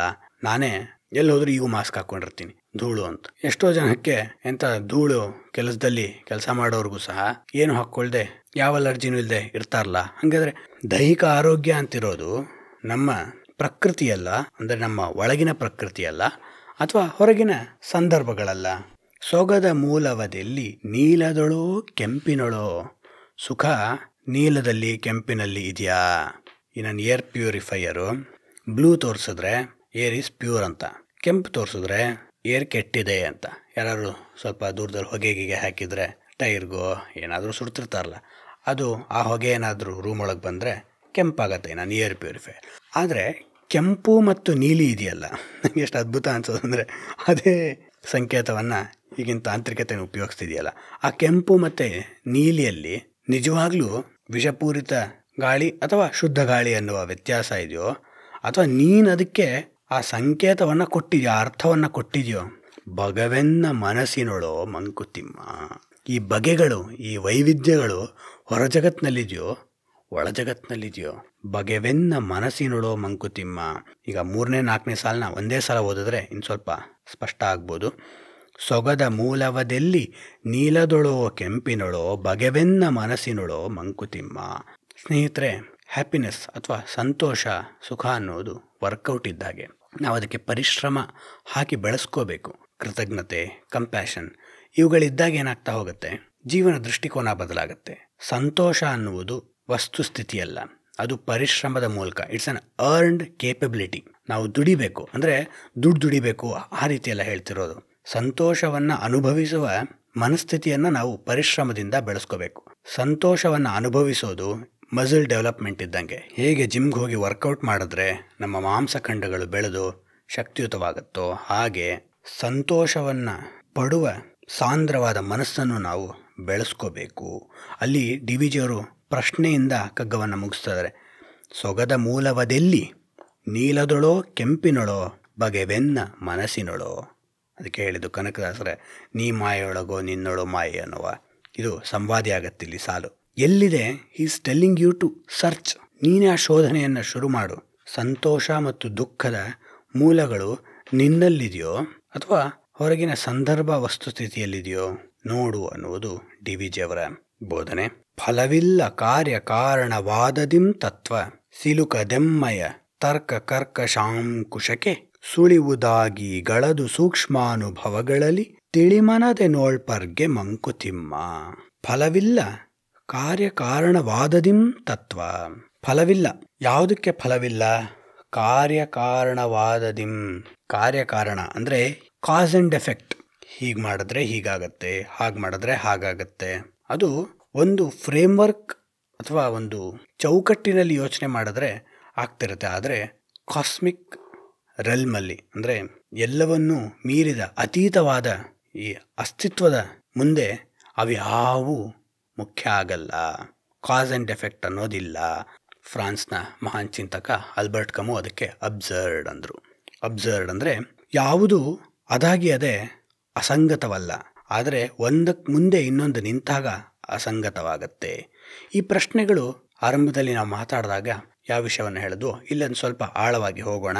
ಒಂದು ಬ್ಯಾಲಿಸ್ಟಿಕ್ ಮಿಸೈಲ್ ಅಂತ ಇತ್ತೀಚೆಗೆ ನಾವೆಲ್ಲ ಅಲ್ ಜಜೀರಾ BBC ಕೇಳಿರ್ಬೋದು. ಏನಂದರೆ ಅದು ತುಂಬ ಮೇಲ್ಗಡೆ, ಅಂದರೆ ಅಟ್ಮಾಸ್ಫಿಯರ್ನ ದಾಟಿ ಮೇಲ್ಗಡೆ ಹಾರುತ್ತೆ. ಎಷ್ಟೊಂದು ಸಲ ರಡಾರಿಗೆ ಸಿಗಲ್ಲ.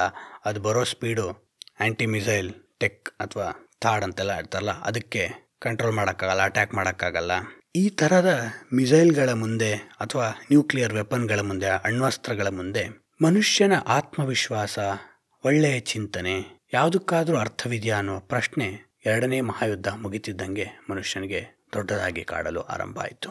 ಯಾಕೆ ಜಪಾನ್ನಲ್ಲಿ ಹಿರೋಶಿಮಾ ಮೇಲೆ ಬಾಂಬ್ ಹಾಕಿದಾಗ ಒಳ್ಳೆಯ ಚಿಂತನೆ ಮಾಡಿದವರು, ಕೆಟ್ಟ ಚಿಂತನೆ ಮಾಡಿದವರು ಯಾವುದೇ ವ್ಯತ್ಯಾಸ ಇಲ್ಲದೆ ಆ ಸಂದರ್ಭದಲ್ಲಿ ಅಲ್ಲಿದ್ದವ್ರಿಗೆ ಎಲ್ಲರಿಗೂ ಒಂದೇ ತೊಂದರೆ ಆಯಿತು ಅಲ್ವಾ? ಈ ಉದಾಹರಣೆ ಅಂದರೆ, ನಾನು ಯಾವಾಗೂ ಕೆಟ್ಟ ಯೋಚನೆ ಮಾಡ್ತಿರ್ಬೋದು, ಎಲ್ಲರಿಗೂ ಕೆಟ್ಟದೇ ಮಾಡ್ತಿರ್ಬೋದು. ಅವತ್ತು ನಾ ಯಾವುದೋ ಕಾರಣಕ್ಕೆ ಹಿರೋಶಿಮಾ ಬಿಟ್ಟು ಬೇರೆ ಯಾವುದಾದ್ರು ಟೋಕಿಯೋದಲ್ಲಿ ಇದ್ದಿದ್ರೆ ನನಗೇನು ಆಗಲ್ಲ. ಅದೇ ನಾ ಎಲ್ಲರಿಗೂ ಒಳ್ಳೇದು ಮಾಡ್ತಿರ್ಬೋದು. ಹಿರೋಶಿಮಾಗೇನೆ ಯಾವುದೋ ಸಮಾಜ ಸೇವೆ ಮಾಡೋಕ್ಕೆ, ಬಡವರಿಗೆ ಊಟ ಹಾಕೋಕ್ಕೆ ಹೋಗಿರ್ಬೋದು. ಆದರೆ ನಾವು ಒಳ್ಳೇದಕ್ಕೆ ಹೋಗಿದ್ರು. ಅವತ್ತು ಹಿರೋಶಿಮಾ ಮೇಲೆ ಜುಲೈ 6ನೇ ತಾರೀಕೋ 9ನೇ ತಾರೀಕೋ ಬಾಂಬ್ ಹಾಕಿದ್ರಲ್ಲ, ಅವತ್ತು ನಾ ಅಲ್ಲಿದ್ದರೆ ನನಗೆ ತೊಂದರೆ ಆಗೇ ಆಗ್ತಿತ್ತು. ಅಂದರೆ ಸರಿ ಯಾವುದು, ತಪ್ಪು ಯಾವುದು? ಇನ್ನೊಂದು ಕಡೆ DVG ಅವ್ರು ಹೇಳ್ತಾರಲ್ಲ, ಕರ್ಮಗತಿ ಕೃತ್ರಿಮವ ಮಂಕುತಿಮ್ಮ. ಕಾಸ್ ಆ್ಯಂಡ್ ಎಫೆಕ್ಟ್ ಅಂತ ಇದೆಯಾ? ಫಲವಿಲ್ಲ ಕಾರ್ಯಕಾರಣ ವಾದದಿಂ ತತ್ವ. ಕಾರ್ಯಕಾರಣಗಳು ಇವೆ ಒಂದು ಮಟ್ಟಿಗೆ. ಅಂದರೆ ಏನು ಅಂದರೆ, ಈಗ ನಾನು ಯಾರಿಗಾದರೂ ಕೆಟ್ಟದಾಗಿ ಬೈದರೆ ಅವ್ರು ನಂಗೆ ತಿರುಗಿ ಬೈತಾರೆ, ಅಥವಾ ಇನ್ನೂ ಜೋರಾಗಿದ್ದರೆ ಹೊಡೆದೇ ಬಿಡ್ತಾರೆ. ಇದೆಯಲ್ಲ ಮತ್ತೆ ಕಾರ್ಯಕಾರಣಗಳು. ಹೌದು, ನಮ್ಮ ದಿನನಿತ್ಯದ ಜೀವನದಲ್ಲಿ ಖಂಡಿತವಾಗ್ಲೂ ಇವೆ. ಅಟ್ ಎ ಗ್ರಾಸ್ ಲೆವೆಲ್, ಸ್ಥೂಲದ ಮಟ್ಟದಲ್ಲಿ ಇವೆ. ಆದರೆ ಸಿಲುಕದೆಮ್ಮಯ ತರ್ಕ ಕರ್ಕಶಾಂಕುಶಕೆ. ಈ ಕಾರ್ಯಕಾರಣಗಳು ಹಿಂದೆ ಹಿರೋಶಿಮಾ ಉದಾಹರಣೆ ಕೊಟ್ಟಾಗ ಮಾತಾಡಿದ್ವಿ ಅಲ್ಲ, ಆ ಉದಾಹರಣೆನ ನಾವು ನೆನೆಸ್ಕೊಂಡ್ರೆ ಯಾವ ತರ್ಕದಿಂದ ಸರಿ ತಪ್ಪುಗಳು ಇದಾಗತ್ತೆ. ಹಾಗಾಗಿ ಕಾರ್ಯಕಾರಣವಾದದಿಂದ ಯಾವುದೋ ದೊಡ್ಡ ತತ್ವವನ್ನು ನಾವು ಕಂಡುಕೊಳ್ಳೋಕೆ ಸಾಧ್ಯವಿಲ್ಲ. ಯಾರೋ ಒಬ್ಬರು ನಮ್ಮನ್ನು ಕೆಟ್ಟದಾಗಿ ನಡೆಸ್ಕೊಂಡಿರ್ಬೋದು, ಅವ್ರನ್ನೂ ನಾವು ಹಾಗೆ ನಡೆಸ್ಕೊಳ್ಳೋದ್ರಿಂದ ದೊಡ್ಡ ತತ್ವ ಏನು ಸಿಗಲ್ಲ. ಆ ಧೋರಣೆ, ಆ ಸ್ಥೂಲ ಧೋರಣೆ ಬೇರೆ ನಮ್ಮ ಜೀವನದ ವಲಯಗಳಿಗೂ ಪ್ರಭಾವವನ್ನು ಬೀರಿ ಇದ್ದುದು ತೊಂದರೆ ಮಾಡೋಕ್ಕೆ ಆರಂಭಿಸುತ್ತೆ. ಹಾಗಾಗಿ ಸ್ಥೂಲದಿಂದ ಸೂಕ್ಷ್ಮದ ಕಡೆ ಪಯಣ ಬೆಳೆಸಿದಾಗ ಏನಾಗುತ್ತೆ? ಸುಳಿವುದಾಗಿಗಳದು ಸೂಕ್ಷ್ಮಾನುಭವಗಳಲ್ಲಿ. From gross mind to subtle mind. ತಮಸೋಮ ಜ್ಯೋತಿರ್ಗಮಯ. ಸ್ಥೂಲದಿಂದ ಸೂಕ್ಷ್ಮದ ಕಡೆ ನಮ್ಮ ಚಿಂತನೆ ಬೆಳೆದಾಗ ತಿಳಿಮನದೆ ನೋಳ್ಪರ್ಗೆ ಮಂಕುತಿಮ್ಮ. ಇದು ತುಂಬ ಒಳ್ಳೆ ಚಿಂತನೆಯನ್ನು DVG ಅವರು ಹೇಳ್ತಿದ್ದಾರೆ ಇಲ್ಲಿ. ಏನಂದರೆ, ಸ್ಥೂಲವಾಗಿ ನೋಡಿದ್ರೆ ಸ್ನೇಹಿತರೆ ಎಷ್ಟೋ ಅಂಶಗಳು ನಮಗೆ ಸ್ಪಷ್ಟವಾಗಿ ಕಾಣೋದೇ ಇಲ್ಲ. ಕಾರ್ಲ್ ಯುಂಗ್ ಅನ್ನುವ ಮನಃಶಾಸ್ತ್ರಜ್ಞ ಅದ್ಭುತವಾಗಿ ಹೇಳ್ತಾನೆ, look if you don't understand, look for long time ಅಂತ. ನಾವು ಇವತ್ತು 6 ಸೆಕೆಂಡ್ಗೆ ಒಂದು ವಿಡಿಯೋ ಚೇಂಜ್ ಮಾಡ್ತಿರೋ ಕಾಲದಲ್ಲಿ ಇವತ್ತು ಅತ್ಯಂತ ಸಮಂಜಸವಾದ ಸಲಹೆ. ನಾವು ಯಾವುದನ್ನು ಹೆಚ್ಚೊತ್ತು ನೋಡ್ತಿಲ್ಲ, ಆಳವಾಗಿ ನೋಡ್ತಿಲ್ಲ. ಹೆಚ್ಚೊತ್ತು ನೋಡ್ತೀನಲ್ಲಪ್ಪ, ಫೋನ್ನ 3 ತಾಸು ನೋಡ್ತೀನಿ, ಅದಲ್ಲ. ಒಂದು ವಿಷಯಕ್ಕೆ ನಾವು ಆ ಸಮಯವನ್ನು ಕೊಟ್ಟಾಗ ಮಾತ್ರ ಆ ವಿಷಯದ ಆಳ ನಮ್ಮ ಮುಂದೆ ತೆರೆದುಕೊಳ್ಳುತ್ತೆ. ಇಲ್ಲಾಂದರೆ ಆ ವಿಷಯ ನಮಗೆ ತೀರಾ ಅರ್ಥಹೀನ ಅನಿಸುತ್ತೆ. ಫ್ರಾನ್ಸ್ನ ಮಹಾನ್ ಕಲಾವಿದ ಕ್ಲಾಡ್ ಮಾನೆ ಅಥವಾ ಆಗಸ್ಟ್ ರೆನುವಾ ಅಂತಾರೆ, ಇವ್ರದೆಲ್ಲ ಪೇಂಟಿಂಗ್ಗಳನ್ನ ಅವನ್ನೆಲ್ಲ ನೋಡಿದ್ರೆ ತಕ್ಷಣ ಅವು ಏನು ಅರ್ಥವನ್ನು ಬಿಟ್ಕೊಡೋದಿಲ್ಲ. ಅದಕ್ಕೆ ಅವುಗಳನ್ನ ಅಷ್ಟು ಬೆಲೆ ಬಾಳುವ ಕಲಾಕೃತಿಗಳು ಅಂತ ಪರಿಗಣಿಸೋದು. ಅದರಲ್ಲೂ ಮಾನೆದು ವಾಟರ್ ಲಿಲೀಸು, ಎಡ್ವರ್ಡ್ ಮಂಕ್ದು ಸ್ಕ್ರೀಮ್, ಈ ರೀತಿಯ ಅದ್ಭುತ ಕಲಾಕೃತಿಗಳನ್ನು ನೋಡಿದ್ರೆ ನಮಗೆ ಮೊದಲೇ ಧೋರಣೆ ಏನಿರಬೇಕು ಅಂದರೆ 5 ಸೆಕೆಂಡಲ್ಲಿ 10 ಸೆಕೆಂಡಲ್ಲಿ ಅದರಿಂದ ಏನೂ ತಿಳಿಯಲ್ಲ. Because they are not for decoration, they are for exploration. Look long. When you look long ಏನಾಗುತ್ತೆ? ಸ್ಥೂಲದಿಂದ ನಮ್ಮ ದೃಷ್ಟಿಕೋನಗಳು, ನಮ್ಮ ಮೌಲ್ಯಗಳು ಸೂಕ್ಷ್ಮವಾಗುತ್ತಾ ಹೋಗುತ್ತವೆ. ಆಗೇನಾಗತ್ತೆ? ಯಾವ ಅಂಶಗಳು ನಮ್ಮ ಸಾಮಾನ್ಯ ಕಣ್ಣಿಗೆ ಕಾಣ್ತಿರ್ಲಿಲ್ವೋ ಅವು ಗೋಚರವಾಗಲು ಆರಂಭ ಆಗುತ್ತವೆ. ಇನ್ನೊಂದು ಕಗ್ಗದಲ್ಲಿ DVG ಅವರು ಹೇಳ್ತಾರಲ್ವಾ, ನಿನಗಿರದ ಕೈಬಾಯಿ ವಾಲ್ಮೀಕಿಗೆ ಅಂತಾಯಿತು, ನಿನಗಿಲ್ದೇ ಇರೋದು ವಾಲ್ಮೀಕಿ ಅಂತ ಋಷಿಗಳಿಗೆ ಏನಿತ್ತು? ಕೈಬಾಯಿ ಎಲ್ಲ ಸೇಮೆ ಅಲ್ವಾ? ಆದರೆ ಮುನಿ ಕವಿತೆಗೆಂತೂ ನಿನ್ನೆದೆಯೊಳೆಡೆಯಾಯಿತು. ಅವರು ಬರೆದಿರೋ ಕವಿತೆ ದೊಡ್ಡ ಮಹಾಕೃತಿ, ನಿನ್ನವರೆಗೂ ಅದು ಯಾಕೆ ಬಂದು ಮುಟ್ತು ಎಷ್ಟೋ ನೂರಾರು ವರ್ಷಗಳ ನಂತರ? ನಿನಗೆ ಯಾಕೆ ಅದು ಸಾಧ್ಯವಿಲ್ಲ? ಅಯ್ಯೋ ನಂಗಾಗಲ್ಲ ಅಲ್ಲ. ಗಹನ ಮಹಿಮನೊಳ್ ಜ್ವಲಿಸುತ್ತಿತರೊಳು ನಿದ್ರಿಸುತ್ತೆ. ಯಾವುದು ಶಕ್ತಿ, ಇಚ್ಛಾಶಕ್ತಿ, ಯೋಚನಾ ಶಕ್ತಿ, ಮೇಲ್ಮಟ್ಟದ ಪ್ರಜ್ಞೆ ಘನಮಹಿಮರಲ್ಲಿ, ದೊಡ್ಡ ವ್ಯಕ್ತಿಗಳಲ್ಲಿ ಎಚ್ಚರವಾಗಿರುತ್ತೋ ಅದು ನಿನ್ನಲ್ಲಿ ಇಲ್ಲ ಅಂತಲ್ಲ, ಇದೇ ಸುಪ್ತವಾಗಿದೆ. ನೀನು ಇಚ್ಛಾಶಕ್ತಿಯನ್ನು ಮಲಗಿಸಿದ್ಯಾ, ನಿನಗೆ ಬೇಕಾಗಿಲ್ಲ. ನಿಂಗೆ ಡೂಮ್ ಸ್ಕ್ರೋಲಿಂಗು, ಸ್ಮಾರ್ಟ್ಫೋನ್, ಇನ್ಸ್ಟಾಗ್ರಾಮ್ ರೀಲ್ಸೇ ಬೇಕು. ದೊಡ್ಡ ವ್ಯಕ್ತಿಗಳಲ್ಲಿ ಎಚ್ಚರ ಆಗಿದೆ. ಆ ಶಕ್ತಿ ಇಬ್ಬರಲ್ಲೂ ಯಾವತ್ತೂ ಹರಿತನೇ ಇದೆ ಆ ಶಕ್ತಿ. ಆದರೆ ನಿನ್ನಲ್ಲಿ ಸುಪ್ತವಾಗಿ ಹರಿತಿದೆ, ಅವರಲ್ಲಿ ಜಾಗೃತ ಸ್ಥಿತಿಯಲ್ಲಿದೆ. ಅದು ಮುಖ್ಯ. ತಿಳಿಮನದೆ ನೋಳ್ಪರ್ಗೆ, ಯಾರು ತಿಳಿಮನದಿಂದ ನೋಡ್ತಾರೋ ಅವ್ರಿಗೆ ಜೀವನದ ಸ್ಥೂಲ ಅಂಶಗಳಿಂದ ಬಿಡುಗಡೆಯಾಗಿ ಸೂಕ್ಷ್ಮ ಅಂಶಗಳು ಗೋಚರ ಆಗ ಕಾಣಿಸುತ್ತವೆ. ಅವತ್ತೇ ನಮಗೆ ದಿನನಿತ್ಯದ ಆಗುಹೋಗುಗಳು ತುಂಬ ತಳಮಳಗಳನ್ನು ಉಂಟು ಮಾಡೋದಿಲ್ಲ. ಅವುಗಳ ಜೊತೆನೇ ಕಾರ್ಯನಿರ್ವಹಿಸ್ತಿರ್ತೇವೆ, ವ್ಯವಹರಿಸ್ತಿರ್ತೇವೆ. ಆದರೆ ಅವುಗಳನ್ನು ಪ್ರಲೋಭನೆಗಳಿಲ್ಲದೆ, ಅಂದರೆ ಮನಸ್ಸಿನ ಅಜಿಟೇಷನ್ ಇಲ್ಲದೆ ಕೆಲಸ ಮಾಡಲು ಸಾಧ್ಯವಾಗುತ್ತೆ. ಈಗ ಟ್ರಾಫಿಕಲ್ಲಿ ಕೂತ್ಕೊಂಡು ನಾನು ಹಾರ್ನ್ ಹೊಡಿತಾ ಇದ್ದರೂ ಅಲ್ಲಿ ಸಿಗ್ನಲ್ ಇನ್ನೂ ಬಿಟ್ಟಿರೋದೇ ಇಲ್ಲ. ಅಷ್ಟರಲ್ಲಿ ನಾನು 20 ಸಲ ಜೋರಾಗಿ ಕೈ ಇದೆ, ಹಾರ್ನ್ ಫ್ರೀ ಇದೆ ಅಂತ 20 ಸಲ ಹೊಡೆದ್ರೂ ಏನೂ ಆಗಲ್ಲ. ಯಾಕೆ? ಅದು ಸ್ಥೂಲದ ಅನುಭವ. ಫಲವಿಲ್ಲ ಕಾರ್ಯ ಕಾರಣವಾದದಿಂ ತತ್ವ. ಇಷ್ಟೊಂದು ಜನ ಹಾಕಿದ್ದಾರೆ ರೋಡಲ್ಲಿ ಅಂತ ನಿನ್ನ ತತ್ವ ಇದು. ಸಿಲುಕದೆಮ್ಮಯ ತರ್ಕ ಕರ್ಕಶಾಂಕುಶಕ್ಕೆ. ಕರ್ಕಶಾಂಕುಶ, ಅಂಕುಶ ಅಂತ ಹಿಂದ್ಗಡೆ ಮಾತಾಡಿದ್ವಿ. ಇಲ್ಲಿ ಮತ್ತೆ ಆ ಸಂಕೇತ ಬಂದಿದೆ. ಅಂಕುಶ ಅಂದ್ರೇನು? ಆ್ಯಂಕರ್ ಅಂತ ತಿಳ್ಕೊಳ್ಳೋಣ. ಕರ್ಕಶಾಂಕುಶಕ್ಕೆ ಅಂತ ಉಪಯೋಗಿಸ್ತಿದ್ದಾರೆ. ಕರ್ಕಶವಾದ ಅಂಕುಶ ಯಾವುದು? ನಿನ್ನ ತರ್ಕ, ನಿನ್ನ ಒಂದು ಕೆಟ್ಟ ಅಹಂಕಾರ ಮಿಶ್ರಿತ ತರ್ಕ ಇದೆಯಲ್ಲ. It is not A real reason, it is egoistic reason. That is not great reason. ಅದಕ್ಕೆ ಆ ಅಂಕುಶಕ್ಕೆ ಅಹಂಕಾರ ಮಿಶ್ರಿತ ಕರ್ಕಶ, ನಾಯ್ಸಿ ಆ್ಯಂಕರ್, ನಾಯ್ಸಿ ಥಿಂಕಿಂಗ್ ಇದೆಯಲ್ಲ, ಅಜಿಟೇಟೆಡ್ ಮೈಂಡ್ ಅಂತ ಜಿಡ್ಡು ಕೃಷ್ಣಮೂರ್ತಿ ಹೇಳ್ತಾರೆ. ಅದಕ್ಕೆ ಯಾವ ತರ್ಕವೂ, ದೊಡ್ಡ ತರ್ಕವೂ ಸಿಗಲ್ಲ. ಸಿಗೋದೆಲ್ಲ ಕೆಟ್ಟ ಕೆಳಮಟ್ಟದ ತರ್ಕ. ಅದಿರೋದೆಲ್ಲಿ? ಸುಳಿವುದಾಗಿ ಗಳದು ಸೂಕ್ಷ್ಮಾನುಭವಗಳಲ್ಲಿ. ಸೂಕ್ಷ್ಮ ಅನುಭವಗಳಲ್ಲಿ ಸಿಗತ್ತೆ. ಟ್ರಾಫಿಕಲ್ಲಿ ಎಷ್ಟೇ ಹಾರ್ನ್ ಮಾಡಿದ್ರೂ ಅದು ಗ್ರಾಸ್. ಆದರೆ ಟ್ರಾಫಿಕ್ ಎಲ್ಲರಿಗೂ ಇದೆ. ನಿಜ ಅಂದರೆ ನಾಳೆ ನಾ ಬೇಗ ಮನೆ ಬಿಟ್ಟರೆ ಸರಿಯಾಗತ್ತೆ, ಇವತ್ತು ಆಗೋದಾಗಲಿ ಅಂದ್ಕೊಳ್ಳೋದು ಸೂಕ್ಷ್ಮ ಅನುಭವ. ಆಗೇನು ಗೊತ್ತಾಗತ್ತೆ? ತಿಳಿಮನದೇನೋಳ್ಬರ್ಗೆ ಮಂಕುತಿಮ್ಮ. ತಿಳಿ ಮನಸ್ಸಿನಿಂದ ಜೀವನವನ್ನು ಕಂಡುಕೊಂಡವರಿಗೆ ಅದು ಗೋಚರವಾಗತ್ತೋ ಮಂಕುತಿಮ್ಮ. ಯಾವುದೇ ಸಮಸ್ಯೆ ತೀರಾ ಬಾಧಿಸ್ತಿದ್ರೆ ಒಂದು 5 ಸಲ ಆಳವಾಗಿ ಉಸಿರನ್ನ ತೆಗೆದುಕೊಂಡು ಬಿಟ್ಟು ಅದೇ ಸಮಸ್ಯೆಯನ್ನು ಮತ್ತೊಮ್ಮೆ ಪರೀಕ್ಷಿಸಿದ್ರೆ ಗೊತ್ತಾಗತ್ತೆ ಆ ಸಮಸ್ಯೆಗೆ ಪರಿಹಾರ ಅಷ್ಟು ಕಷ್ಟ ಇಲ್ಲ ನಾನು ಅಂದ್ಕೊಂಡಷ್ಟು. ಹೌದು, ಯಾವುದೂ ದೊಡ್ಡ ಪರಿಹಾರಗಳು ಸುಲಭದಲ್ಲಿ ಸಿಗಲ್ಲ. ಅದನ್ನೇ ಇಲ್ಲಿ ಕಗ್ಗದಲ್ಲಿ ಹೇಳ್ತಿರೋದು ಅವರು. ತತ್ಕ್ಷಣ ಸಿಗಲ್ಲ. When you transcend or silent the agitated mind, only then the solution becomes apparent.